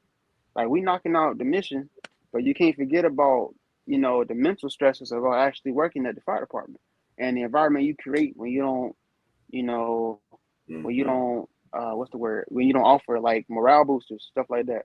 Like I've never been a type that you had to pat me on my back, but I mean every now and then checking up on somebody with that ain't gonna hurt nobody. It's kind of like, damn, I ain't never been around somebody so much and yet still feel like I'm by myself. Like it's kind of like, damn. That's So that's hard. really that's my biggest dislike about job specifically, at least, and my biggest dislike. And it has its highs and lows, but honestly, as far as that shift, it's never really been connected. And if it is, it's always clicks. It's always cultural clicks. Like it's always people that like what the other person like. They always hanging together, or to do what they do. Like I myself, I don't drink and I don't smoke, so automatically that rules me out of being around people that's all they do. Like I never be at the smoke pit with half the other shift or half the people on my shift be at. So that already eliminates them. And I feel like just because I don't drink, that don't mean I don't want to chill with somebody. Somebody gonna need a designated driver. Shit, it's kind of like, damn. I thought being sober, people respect that. They look at it like, well, damn, Terry, you a bitch. I'm like, well, damn, it's like that. Yeah. You would have thought that was a negative trait to have, the way people treat you when you tell them you're sober. Damn, you must ain't no fun. Then. Like, I'm like, nah, bro. I just seen what that shit do to people. And I don't want no part in it. And but I understand what you're talking about. It's funny. You know what I'm saying? Yeah. It's kind of like, God. So what you like? What's the thing? What you like about the military? What's the other thing you like? One of my biggest likes about the military is not only the way that it forces you to operate on shift, but the way it changes how you operate off shift. So even from when I went to BMT to when I went home, my mom and my dad was like, boy, the way you act before you left and the way you act now, black and white, I didn't even know what they was talking about. So they was like, you over this? Yeah. I remember Mama had told me something, and I was like, yes, ma'am. And then she was like, yes, ma'am. I was like, Mom, don't act like that. Don't do that, bro. I'll be saying yes, ma'am to you. She was like, where is Desmond come from? I ain't never met you before. I was like, damn. I must was a terrible little boy back in the day then. God almighty. I was like, God, Mom, it was like that. So like I can actually, like, don't get me wrong. Just like everything else, the Air Force, military got its pros and cons. But I always be grateful for like the character development, the ambition they gave me. One thing I like about it too, it not only teaches you to be reactive, but it teaches you to be proactive. It teaches you not to wait for information to be brought to you, but to go out and actually search for it. That's one thing I can appreciate. It makes you hungry to a point where you're not sitting around waiting, you're actually doing. So that's a big thing I like about the military, at least my experience from the military. It forces you to get out your comfort zone a lot. It forces you to do stuff you aren't used to doing. It forces you to ask questions. It forces you not only, be a yes man, but to also ask why. But also, being tactical in how you ask it, because some people don't like that. But there's always a better way to do things. And I feel like if you respectfully asking why and not just being a divergent, then it's not really a bad thing. Mm-hmm. So that aspect is also something I can appreciate about the military. And also, before I joined the military, I didn't really have like a routine. I didn't really have like a trajectory. I didn't have a routine. I didn't really have like a place I wanted to go. I just joined the military, and I was like, I gotta get out of my hometown because they not down there. So like it really gives you a moral compass. Like it really makes you set goals, get your dreams. In my opinion, you know, um, it really just puts you on a path that makes you want to progress and not just living to live, but you also like living to level up. Like I'm not going to say my life was terrible. Obviously, my parents did the best they could do, and I'm grateful to this day. But you know, when you're in a household where you lack certain things and you're more focused on like bills or living check to check, like it's kind of like where you don't really feel like you're living, just feel like you're coasting, because you never know what could happen a week later. So it's kind of like now being in the military give you a chance to like think about other things aside from when bills can get paid or when next time you won't get paid. Like it kind of lets you focus on, well, I want to win next time we're gonna be able to go on a vacation or stuff to boost you up. You ain't surviving no more. Now you living. So yeah, I like that, definitely, man. Yes, sir. Yeah, I'm gonna give you a book, Rich Dad Poor Dad. Go buy the book. I'm write that down. Go read it. Rich Dad Poor Dad. Yeah, write that down. Got you. Just wrote it down. That's gonna give you something. I'm gonna drop a jewel on it. I gave it to my son. I talk to people all the time about this book. Been out for a long time. The way I found about it was my ex-girlfriend. She became my ex-wife. She was talking about this guy that she was seeing when she was supposed to be seeing me, right? And what made him so? She's like, you ever read this book, Rich Dad Poor Dad? And I'm like, why this? You know what I'm saying? Is this why this lady with this? It was 100 other reasons why she was with this guy, and she was trying to, when she's supposed to be with me with this dude. But I just like, let me read this book. But it's probably the best thing ever happened to me. Go read the book. Go read the book. Yes, sir. I'm gonna say this. I'm gonna drop some jewels for you. And there's some of the jewels I dropped on this interview. I just went on a little while ago. I'm gonna tell you that this stuff all starts from the top. The culture of your department starts from the very, very top. You find I'm speaking of fire culture. I'm a fireman, been a fireman 26 years. Right now, I'm the deputy chief of the small Army installation on 301.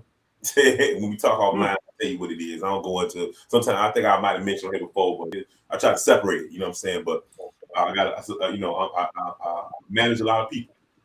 So I manage a lot of assets. I manage the department. And when you come in and how you set the tone and the standard of the department, everybody else gonna follow. You lead from the top, they come back down. You see what I'm saying? Yes, sir. If your department is like you say it is, that's all leadership. Bottom line, it's all leadership. And if somebody not telling them, we ain't going for that. This is what we're gonna do. This is how it needs to be. I don't have that problem at my job. Everybody love it. Everybody want to come to work. It wasn't always like that. It take work to get there. But you set the tone from the top down. You see what I'm saying? And if you okay with certain thing, you showing that certain situation, everybody else gonna follow right behind that. They're gonna get right in line with it. Because guess what? Everybody want to make the chief happy, right? So everybody gonna fall in line with what he's doing. You see what I'm saying? And what he's embracing, who he's embracing. You see what I'm saying? It's gonna work just like that. That's everybody, every chief, every person that's in charge of an organization. You should be thinking that way. You should be thinking, you know what I need to do? I need to cultivate a place where everybody want to come to work. And if one person don't want to come to work, I'm failing. And I should not be working here. See what I'm saying? Yes, sir, definitely. Yeah, I told the cats during the interview, you fired me. I'd rather be fired if I come to work and people feel like you feel, fire me. Because I'm definitely not doing my job. What other job do you have as a chief in the department? But to make everybody below you feel some kind of way. But most people are just all about themselves. And that make it feel like, well, I don't care about them. I'm sitting in my office. You never see the chief. You never see nobody. And that trickles down to everybody else doing the same thing or in their mind what they think it's supposed to look like. But what you should be doing is trying to be different. Make it, what about what it don't look like? What it should look like, what about what it don't look like? You know what I'm saying? Let's make it look like this. You see what I'm saying? I don't have that problem. Definitely. I may love coming to work where I work at. They be telling me every day that morale is high. I was losing people left and right.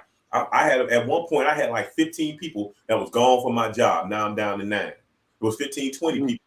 I'm down to 9. I got to bring back, people. I was down about 15 personnel. I'm down to 9. 20.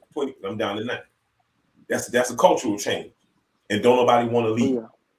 So I'm giving you some big boy information. You know what I'm saying? But I'm telling you right now, yes, grow in your career, you start seeing as you become staff sergeant, you stay around, you become doggone, a tech sergeant, whatever it is.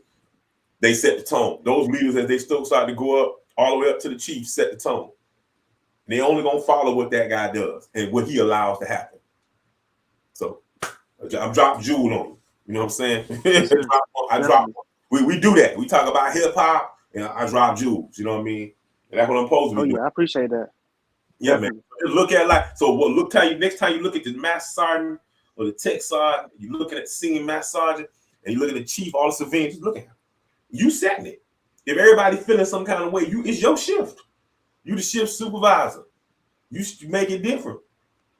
You know what I'm saying? And I'm sure I know some of these dudes, but that's them. You know what I'm saying? It's all on you. You make it be what it is. You squash that nonsense. You say, "No, my shift gonna be like this. This is what we gonna do," because you have the power to do that. Mm-hmm. Yeah, I just dropped the jewel for you, man. Just keep that feather in your cap, man. Let's see. Sir. I appreciate that. For sure. You know what I mean? Let's see. Next question. Do you or don't you put any experiences from the military in your songs? Now, I might have said something close to that in the beginning. I said something maybe close to that, but it's a little different. Are you putting that stuff in your music? Do you rap about anything that you experienced in the military in your music? Oh yeah, 100%. In my album Aggravated Pain, the intro, actually, I got a line in there. It was about, I put it in a couple songs, like I drip it in, like I didn't go to college, but I enlisted still, like I say stuff like that. Also, I got a song coming out probably December. It's just called Vent, and it's really like a real humble song, talking about how I joined the military because I couldn't go to college. Like that's really my biggest hit point that I try to emphasize. And just like I always do whenever I'm on the radio station, people probably ask me, you rap about guns a lot in your songs, but I try to make people understand the difference between rapping about guns and being a gangbanger, because to some people that's the same shit, but it's really not for me. It's really. Like I try to, I'm telling you, like I'm one of those type of people. I don't go out starting trouble, but I'll let you know off the bat. If it come to me and mine, I'm gonna do what I got to do. Like sometimes you gotta lay that line out, because you don't, people across it instantly. We're supposed to be there. We from the South. You know what I'm saying? We do that. Exactly. I don't know what everybody else do. We won't play that where we from. Exactly. Yep. So I just laying the ground rules out, so ain't no confusion later down the road. Yeah, lay it out. Yep. Yes, sir. But also in one of my songs, before people deployed and whatnot, it was like a culture in the department. That people don't see you in the gym. They for some reason they use that as a character trait to try to look at you different. Oh, he don't be in there working all like that. He a bitch, like stuff like that. Yeah. I'm kind of like, he's funny, man. So like I'm being 100% with you. Like that's literally how it is. Like if they don't see you in the gym, they try to use that as a character flaw. Some people, for some reason, I'm kind of like, just because you don't see me in the gym at a specific time or at work, that don't mean I don't be in there. Like I got a gym 5 minutes down the road from me, but I be here all the time. That don't mean just because I don't work out at work, that don't mean I don't work out. So like, it kind of, because people are like, I'm not the biggest person at my job. It's a lot of people bigger than me. They use that as ammunition. Talking about something, you need to get like this. Like, I'm like, why? I wouldn't be happy if I'm like that. Like, are you happy like that, bro? Like, you get protein and shit. Like, you ain't really. So I had put that in one of my songs too. Yeah, I like it, man. I was like, they be in the gym lifting, think they really the shit. I had it pumping on since I was a jit or something like that. It was like a little wordplay. Yeah. But I use little tidbits every now and then. Not so much with like situations specifically, because I don't need nobody trying to be like the police, listen for my songs, and the second I put something in about them, they want to go run and tell supervision. Yeah. So I try to be subliminal. You be subliminal with your exactly. I've always been that way. Yeah. Exactly. And if they do question me about it, I'll be like, hey man, but you fit word. You feel me? If it's speaking to you, then obviously you admitting it. So at that point, it's just kind of like, hey man, look in the mirror if you feeling some type of way. Yeah. Hey man. Yes, hey. Sir. I'm gonna tell you, man, that culture of that, because I'm gonna double back on something. I'm gonna talk about that in a minute, but you know what I'm saying? That culture of that came from people it's sometimes you can swing too much this way. You see what I'm saying? When I came in the military, it was riding bikes and had fat dudes. All they do is smoke cigarettes all day. They jump on the bike. You know what I'm saying? Ride that bike and they pass. You like, man, you weigh 400 pounds and you look like it. So it had to be like, look, we need to get. I weighed 135 when I came in the military, 135, and so we had to swing the pendulum. But sometimes you can swing the pendulum way over here. Now that's all that is. And they up at the Pentagon, they know they've been trying their hardest to try to correct that because that's what it become about. I'm gonna go to gym. That don't sound like a well-rounded airman. You could be the biggest gym rat, and so now it become that's the focus on what makes you a better airman than this other guy because you went to the gym or you in the, you know what I'm saying? That does not make him a better person because he in the gym. I go to the gym all the time. I like the gym. I do my thing. You know what I'm saying? But you know what I'm saying? I'm not that dude that you know that's gonna be like, oh, you're not in the gym, so that make you. No, I'll be like, hey man, that's what I say. That stuff come from the top. The top should be telling them, man, no, you ain't doing that. You want to go to the gym, you gotta go to the gym when you need to go to the gym. That's what it is. We're not gonna make somebody feel like the culture is you're not anything or you're not like somebody else. You have an individuality in the department. You are able to be an individual. Mm-hmm. Let that person be who he needs to be. As long as he passed the PT test. You know what it is. You don't pass the PT test, you gotta do what he gotta do. That's on him. But at that point, if he's doing his job and he's passing the PT test, you need to worry, you know, you ain't gotta be the swollest dude in the world to pass the PT test. It ain't nothing but some push-ups, some sit-ups, some crunches, you know what I'm saying, and a run. Yeah. And they probably took the tape away. They used to take the weights out there. They took that away now. So what is it? It ain't the hardest one. The Army, what they go through. The Air Force is a joke. They stuff is a joke when it comes to the PT. As a matter of fact, if you don't know, when I was at the Pentagon, I was working on the fire department's own physical fitness program.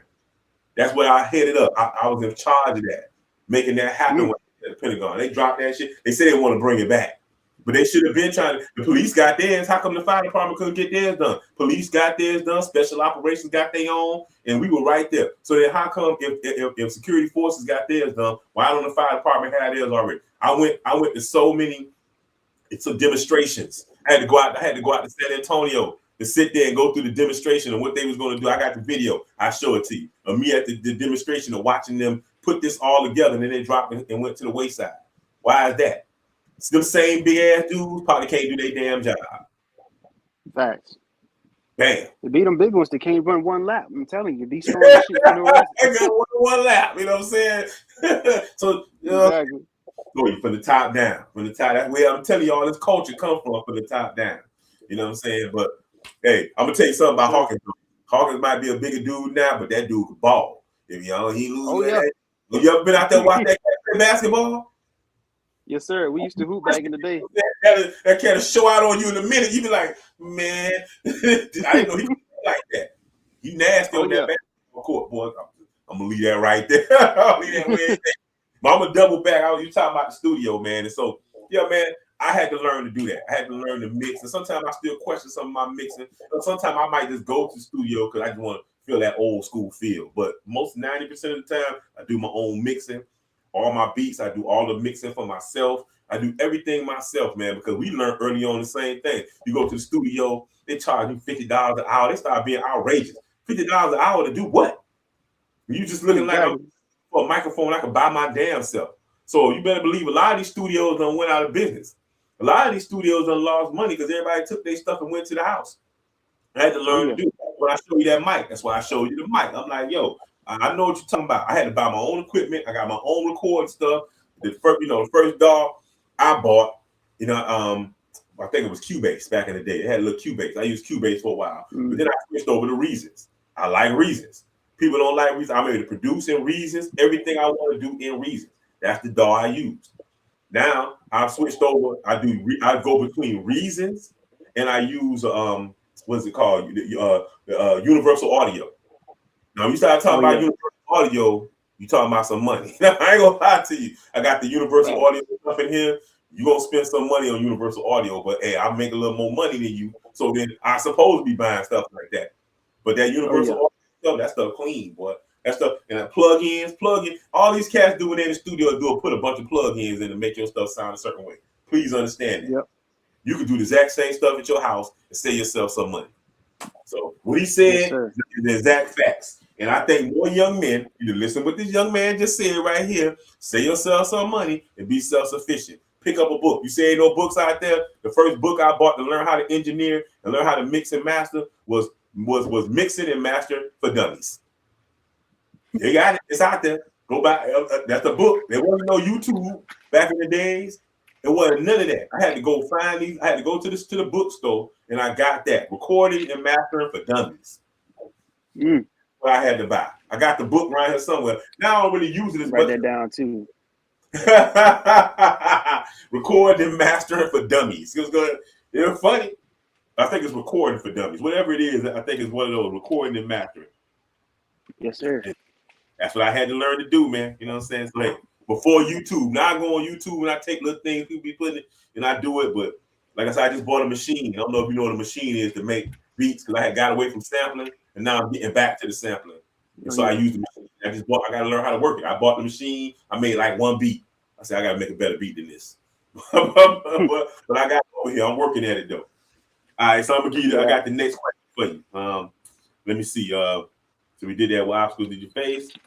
Okay, what are some of the lessons you have learned? See, I think you already answered. I'm not even going to answer that. I think we talked about some of the maybe I did. What's some of the lessons that you learned in the military? I think you said some a little ways back, but you know you can elaborate on a little more if you want to. Oh yeah, oh man, I learned so many lessons. Off the top, first lesson, 2 words: be humble. I don't care where you go. I don't care what type of accolades you acquire along the way. Everybody started from the same level. Everybody put their pants on the same way. I always try to tell myself to be humble, no matter what happened, because the same way you got them blessings, they can get took right back. You don't want to be in that position. So humility is my biggest thing. My second biggest lesson I ever learned was being genuine. I don't care what you do. If you be genuine about it, it's always your energy always gonna be reciprocated. If you're a genuine person, if you mean well by every action that you intend, then I mean that's really the big that's a life fact right there. Like no matter what you do in life, if you got genuine intentions behind it, you're gonna be blessed. Like that's as simple as it can be right there. Like when I be at work, like I mess up all the time. But the reason why I don't get yelled at is because if I mess up on the fire ground or if I mess up, at work around the station, I go let my supervisor know I messed up. I don't hide it. I don't make excuses behind it. I'll be like, hey, look, I know this right here is what should have happened, but this is what I did. I don't give an excuse as to why I messed up, but I'll let you know this is what I was thinking that led to the mistake that was made. And at that point, if you want to give me paperwork, I'm not going to sit here and tell you not to, because if I messed up, and that's what the consequences are, then hey, I take it like a man. Like I'm that's the type of person I am. So like I always try to be genuine, humility, and like always admitting when you're wrong. Like it ain't gonna be no argument with me because I'm gonna tell you exactly what I did. Like that's just how I am. Another lesson I learned. Let me think of a good lesson. See, man, with my girlfriend, boy, she taught me so many lessons. I'm telling you, like honestly, a lot of your good lessons come from your woman, man. I'm gonna tell you, I know over the years. Yes, sir. I'm telling you, man. She introduced me like mental health. She introduced me like when it comes to communicating better, like all of that stuff. Like you would thought we was married already, man. I'm telling you. Look at over there smiling. She over there. like, yeah. You talk about me, baby. That was like, yeah. I'm telling you. Me and her, I met the first day we met, March 5th, 2020. Trying to tell you that since that day, me right then and like me now, 2 different people. Like honestly, when I had first met her, like I ain't even think I was gonna be like in a long-term relationship.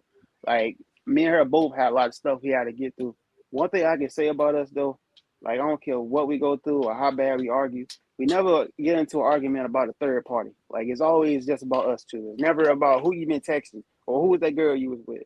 Like we always keep everything with us. We always keep it at home. That's trust. And like I'm telling you, yes, sir. It's like subconscious trust. Like you ain't gotta think about it. Like you already know where she at. Like I'm trying to tell you, that girl a blessing, boy. I'm trying to tell you. She kept me out of trouble too, man. Because as soon as I stopped being a little player, man, everything like just started like being so much clearer. Like when you start thinking with the right head, if you know what I mean. Yeah. I'm trying to tell you. Like what I say, man, you gotta think with the right head. The other head that had you walking around here like a zombie, mess you up. I'm telling you. It ain't nothing short of a blessing that I'm the age I am with no kids I ain't paying child support for nothing. No record, no kids. Don't smoke, don't drink. I'm telling you. People think I be lying. And even my mama, she's like, you probably be doing something. I'm like, Mom, I'll be doing that, but I'll be chilling. Yeah. Yeah. It's good though. You should be though. So I didn't smoke and drink none of that stuff neither. I didn't do none of that stuff when I was coming up. I'm not ain't doing none of that. Y'all do that. Y'all go good. I see some people get kicked out the military smoking weed and all of doing all. I don't smoke no nothing. I said I ain't doing none of that stuff. Right. Y'all. I'm trying to live long, man. I'm telling you, I got called stuck up, lame, you name it. But the same people in North Carolina that was smoking and drinking, look at them now. Look where I'm at. With the same stuff. You rolled up there, they hating on you. You rolled up in your nice ride. You doing your thing. I know. They did the same thing to me in Miami. So I just crack up like, yo, you want to go home first, but after you want to go home and show out to your friend when you first get in the military, but after a while, you like, man, them cats doing the same thing. They ain't really doing it's nothing. Like just press pause.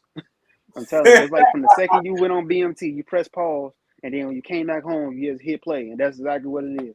It's the same situation, though. You press the button, they just doing the same thing over and over and over. Ain't nothing changed. Man, you ain't never.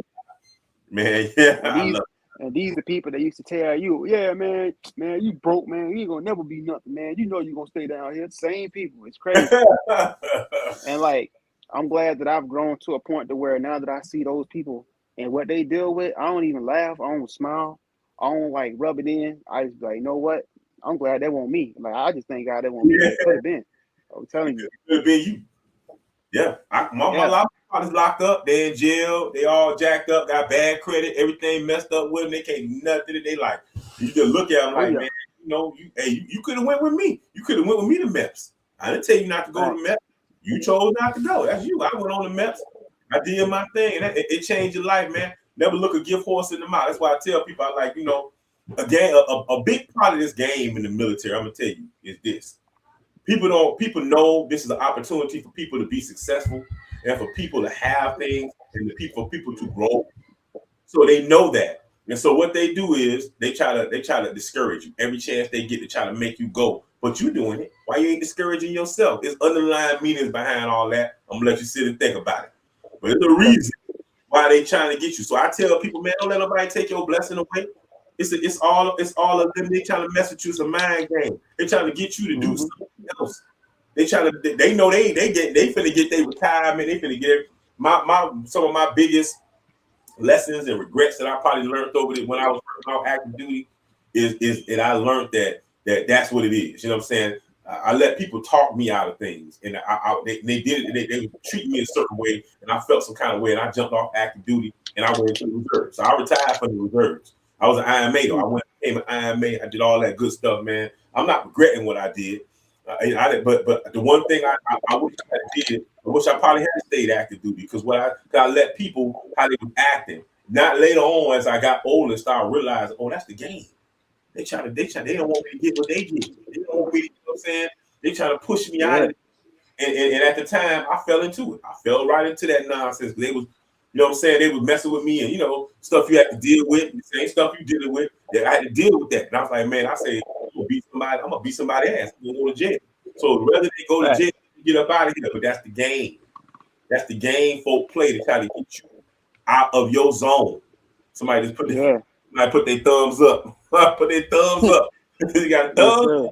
You know what I'm saying? He say talk that talk. You know what I'm saying? It's a mental games they be playing. They're trying to trick you up out your position.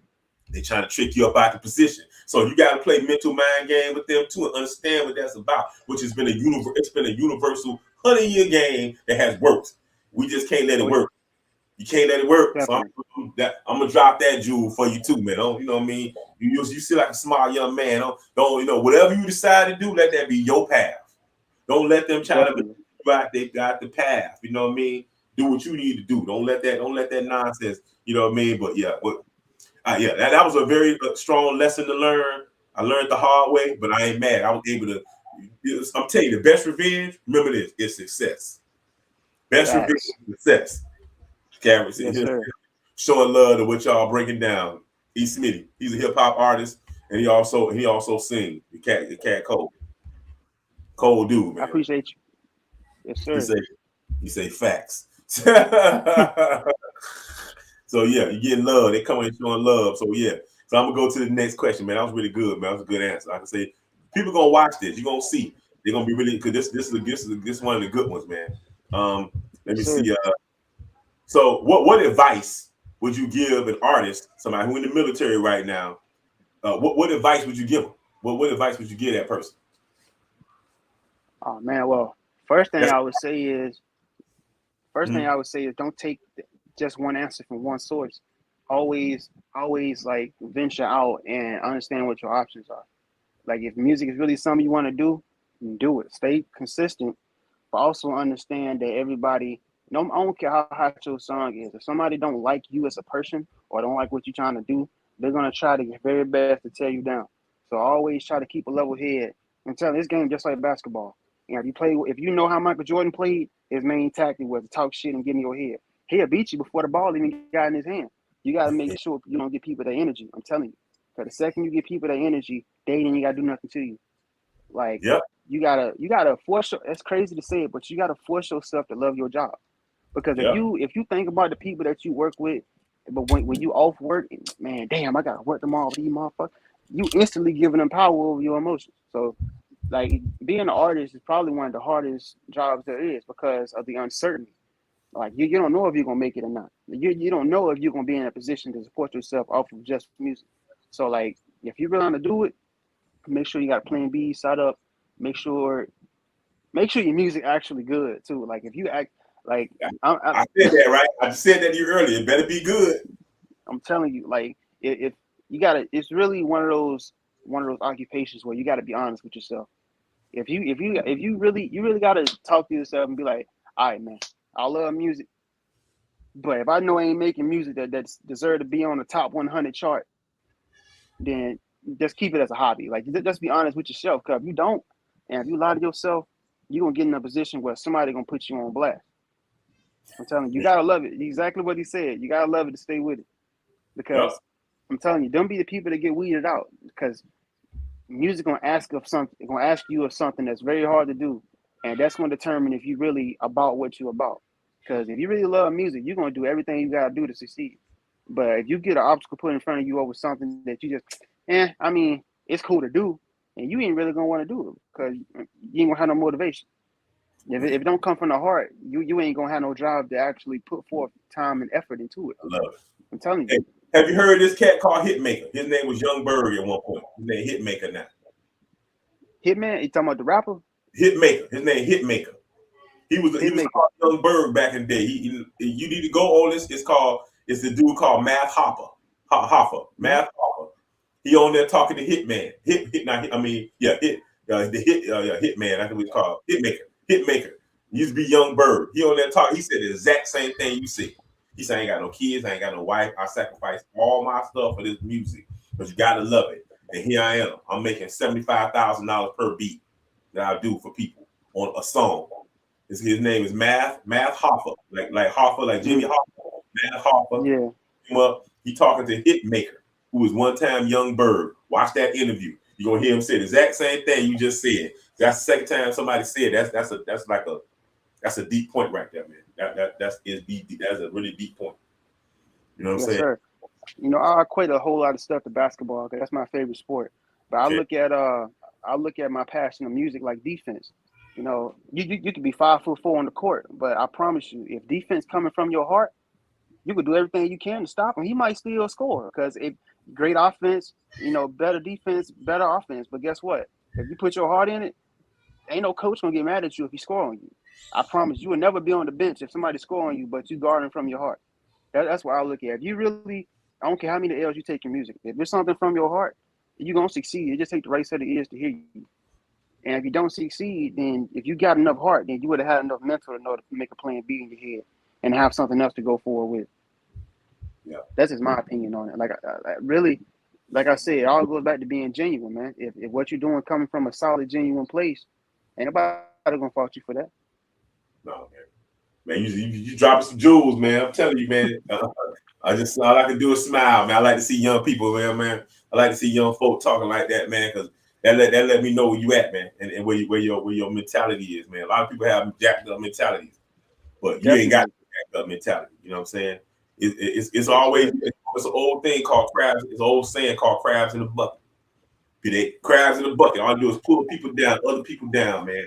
And like I said, they did it to me too, man. They joke me, laugh me, everything you want to say, because I say I like hip hop from early on. Joke. And I was like, man, I used to get mad about it, but you, like I said, they crabs in the bucket. Everybody want to drown your happiness, want to take your happiness away. You don't, you know what I mean? And you let them win when you allow them to do that. Don't let them do what they want to do, because obviously their life is miserable because they don't have an outlet. They wish they could write a Hot 16. They could write a Hot 616 if they tried. God gave you a gift. Don't be mad because somebody gave you a gift. If your God-given gift is firefighting, okay, then if it's firefighting, then it's firefighting. You know what I'm saying? But I'm not going to knock another man gift because it's not firefighting. I've been blessed to be able to do both of them. I'm good at both. I got a blessing on both. You know what I mean? But everybody ain't got that blessing. Those guys who firefighters, I understand that's important to them. So I make sure I show that love and say, hey, I can speak firefighter language as well as I can speak hip hop. I can tell you about dogs and all kind of stuff the same way. But I'm not gonna knock another man because he got a dream. Because remember this: a man without a dream is not a man. And you ask half of them that you probably work with, ain't not one of them got a dream. What's your dream? What did you dream about last night? What are you dreaming to be?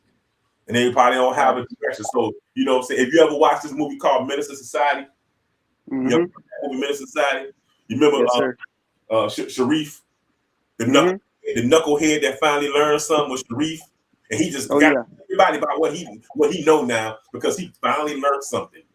The knucklehead. That's all it is. Think about them dudes in the fire department. Most of them, they was out, you know, slinging hay bales somewhere probably. And then they got that. I'm a fireman now. And now I'm a fireman, somebody knucklehead, somebody that taught them something. And now in their mind, I got, you know, you are you not all about what I'm all about? Because this is something I've learned that. No, I'm not all about that. When I get off work, I want to run. Tell me, if you don't stand for something, you will fall for anything. Anything. You write that, tattoo that somewhere. That's a fact. Yes, sir.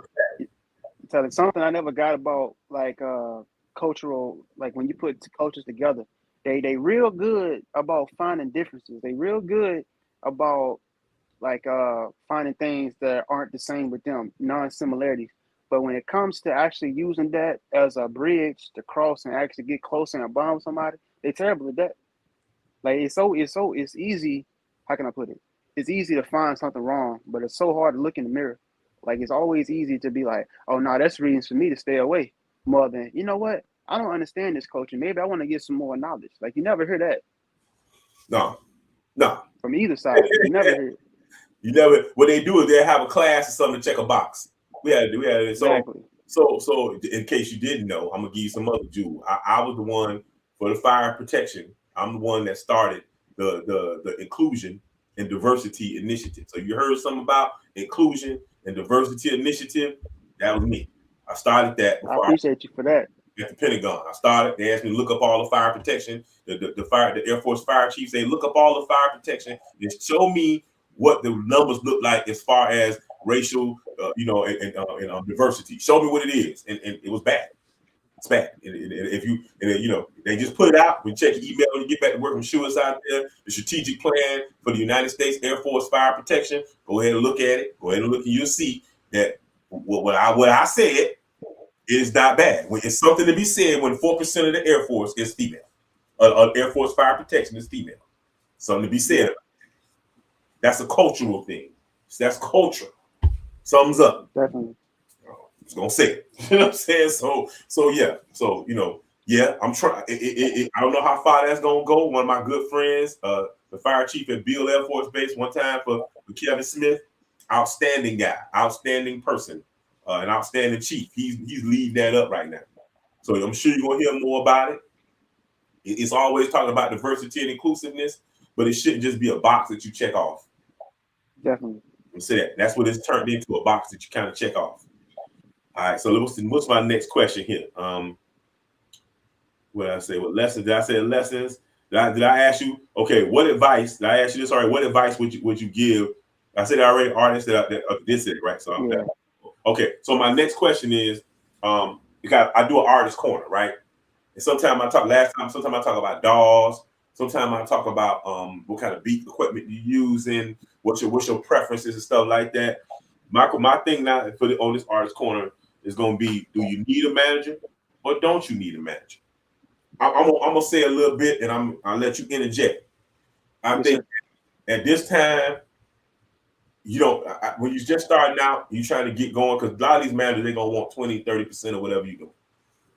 Not saying that a manager can't help you get to the next level.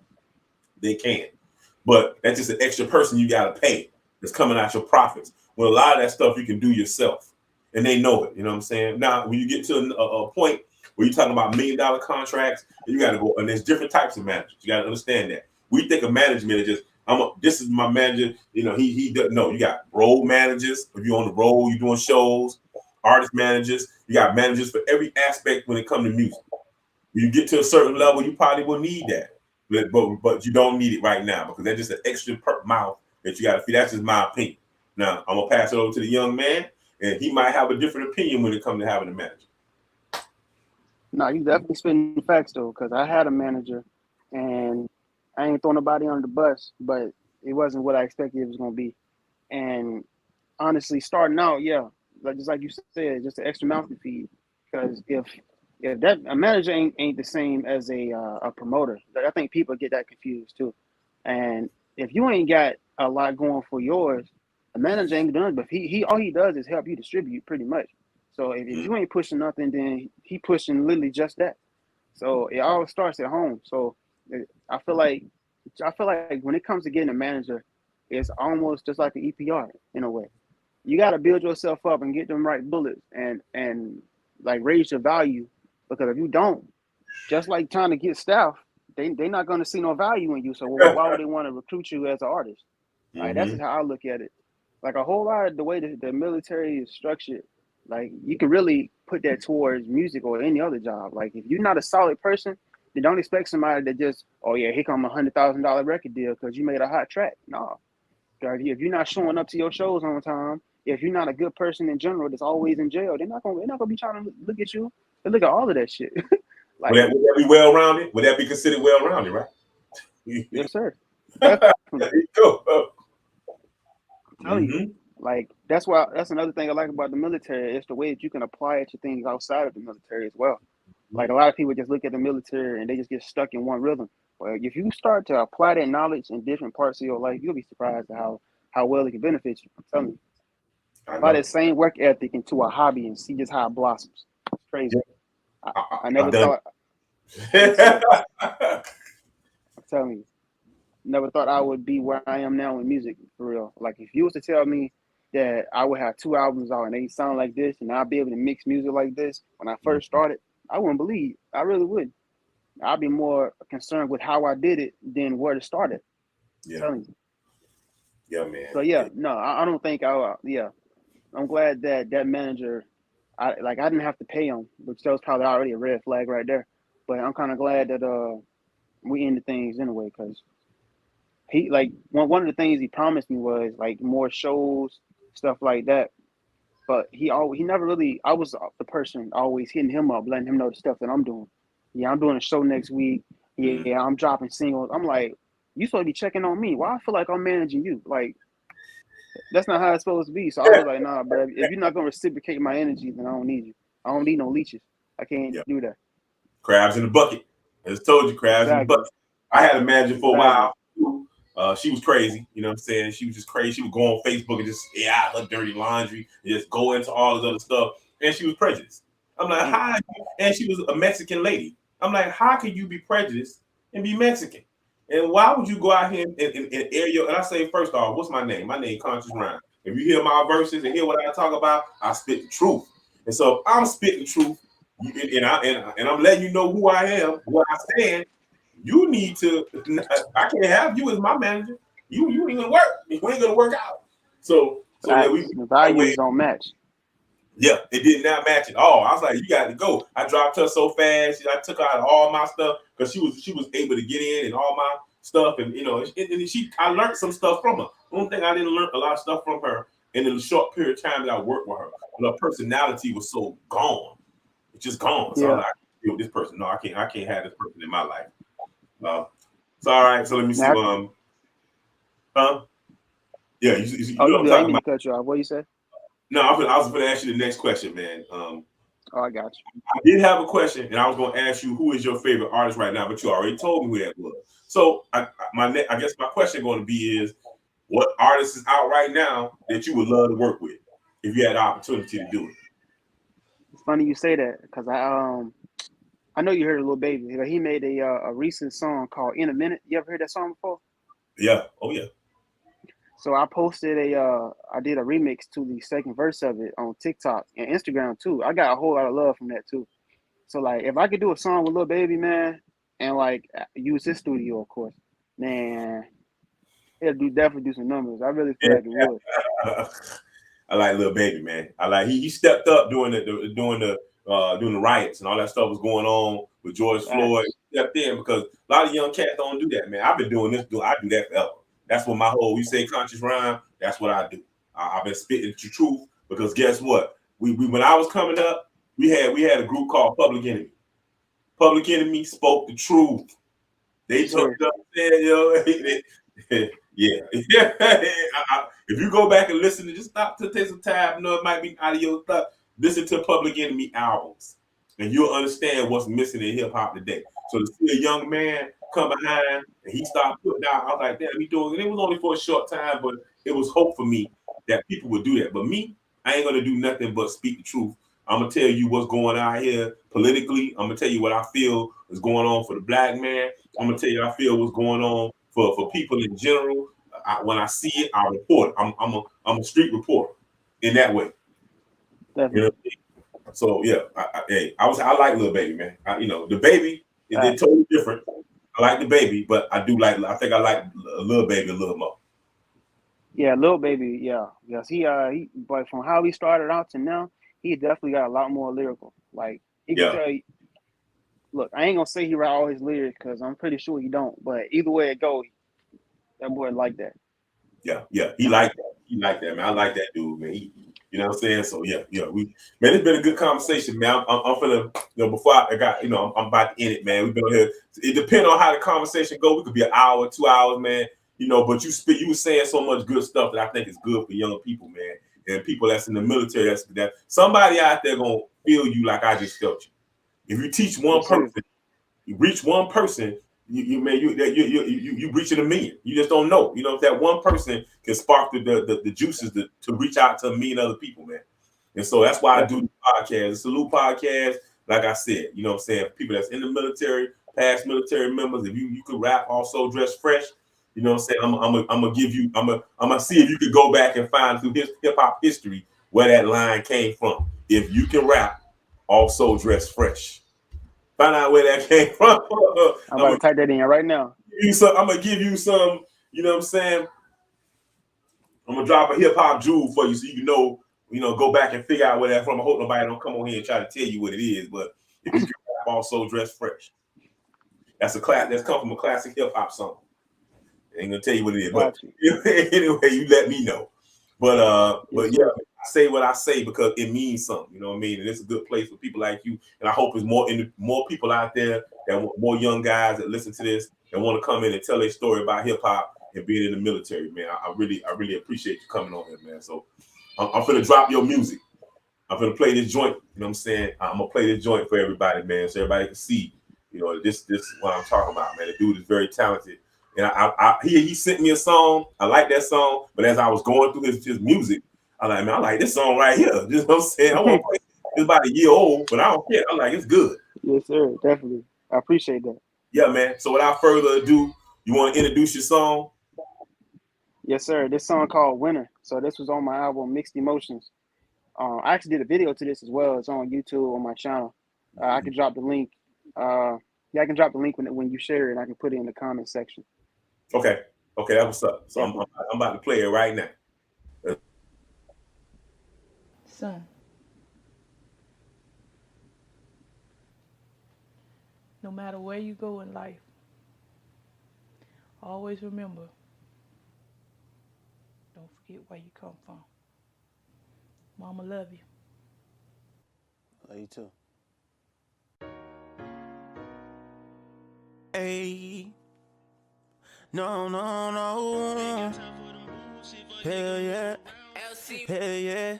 No, mama told me I'm a winner, I can never lose. Don't ever let them see you bleed, don't let them see you bruise. Niggas be acting like Tom just to go get a cruise. You got two choices, be real or be fake, which one you choose? Can't hang with niggas that say they real in front of a crowd. Then the second you not around, they yell like fucking clowns. Ain't got time for them bullshit, fuck nigga move around. Gotta go get it, I'm putting on for my fucking town. I know they hate on me, pussy niggas debate on me. Say they real but they fake to me, stay with cake, ain't no bakery. I learn how you move, so you pussy niggas ain't snaking me, shaking me, you ain't breaking me. Stay with straps like the KGB. Stacking this money, faithfully building shit like it's masonry. I made my own table since no one said how to play for me. I learned as a youngin' how to real and how to fake gon' be. The real ones gon' pray for me, fake niggas can't relate to me. I had to go get it, had to grind at a young age, nigga. On selling dope, I was working minimum wage, nigga. Stayed out the streets and I didn't get in no gangs, nigga. But don't play with me, I still let that 40 bang, nigga.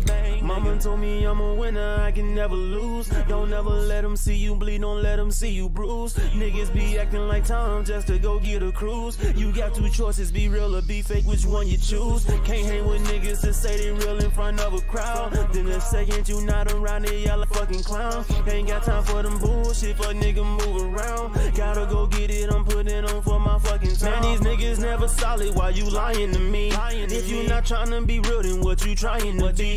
Man, that's why I always keep that fucking fire on me. Never ever got a wrinkle, keep that iron in my jeans. Yeah. Not playing nice, no, I'm going psycho like Post Malone. Shoot him like a movie, now he in that cast like a broken bone. I gotta grind, you can't help me, I'm on this road alone. You niggas really shouldn't have let me get up in my fucking zone. I gotta go and get that green, I'm ballin', I feel like a ream. You not fucking with me, I'm king of my city, I'm feeling like Biggie, but it's not a dream. Cause I'm my religion, it's true like my jeans. It's all like a movie if you make a scene. I'm making them lean like I'm sipping codeine. Call me on my hammer, I'm stepping out clean, yeah. Mama told me I'm a winner, I can never lose. Don't ever let them see you bleed, don't let them see you bruise. Niggas be acting like Tom just to go get a cruise. You got two choices, be real or be fake, which one you choose? Can't hang with niggas that say they real in front of a crowd. Then the second you not around, they yell like fucking clowns. Ain't got time for them bullshit, fuck nigga move around. Gotta go get it, I'm putting on for my fucking town. Ayy, E.R.D. man, yeah. Gotta go get it, I'm putting on. No. Mama told me I'm a winner.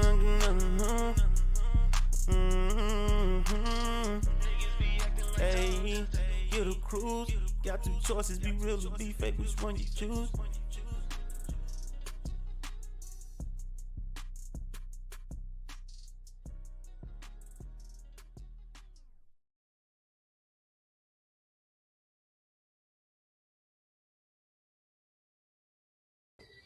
Tell you, man, that's that heat right there, boy. I appreciate that. I was your stuff. I was like, nah, that's it right there.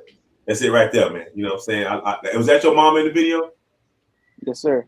Oh man, but man, make me shed some tears around here, man. I was like, I heard that. I was like, I'm putting this on right here, right there. You know what I'm saying? My album called Jackie's Son, man.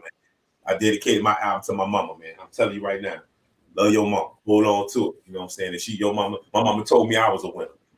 You know what I'm saying? My mama told me what it was. You know what I'm saying? I believe every word she said. You know what I mean? And that's why I stand like I stand. I stand on them 10. If you stand on your 10, you're going to be good for the rest of your life. I promise you.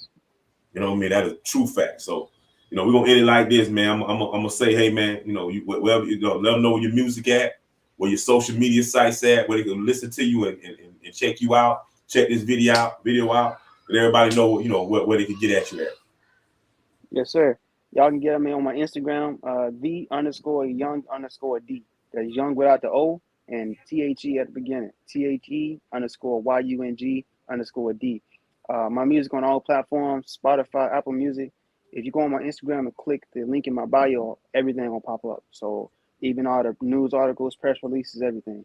So you can, I got a website as well, www.young-dmusic.com. I got merch on there.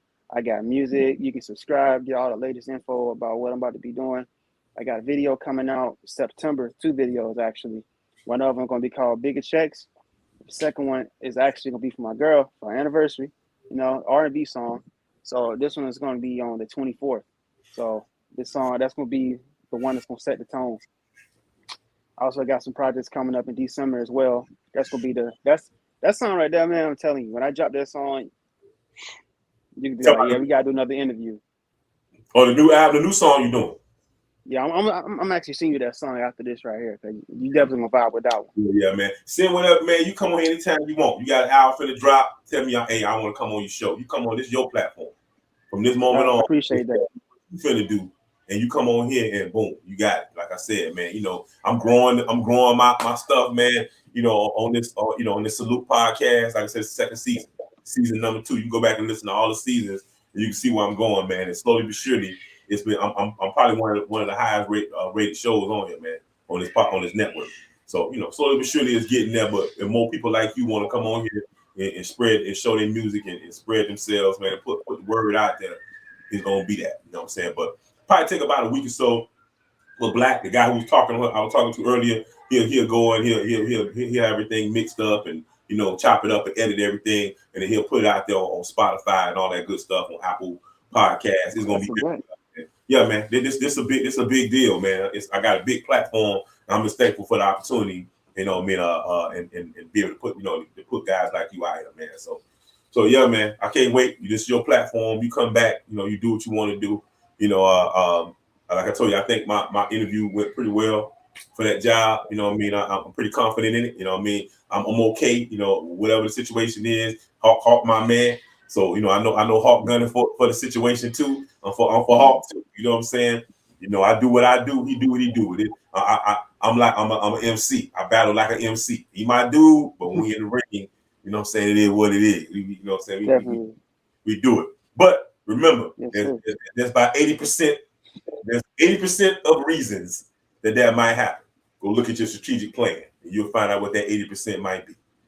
When you work tomorrow, your strategic plan is for fire protection. You might see with that 80% reason that something might not happen.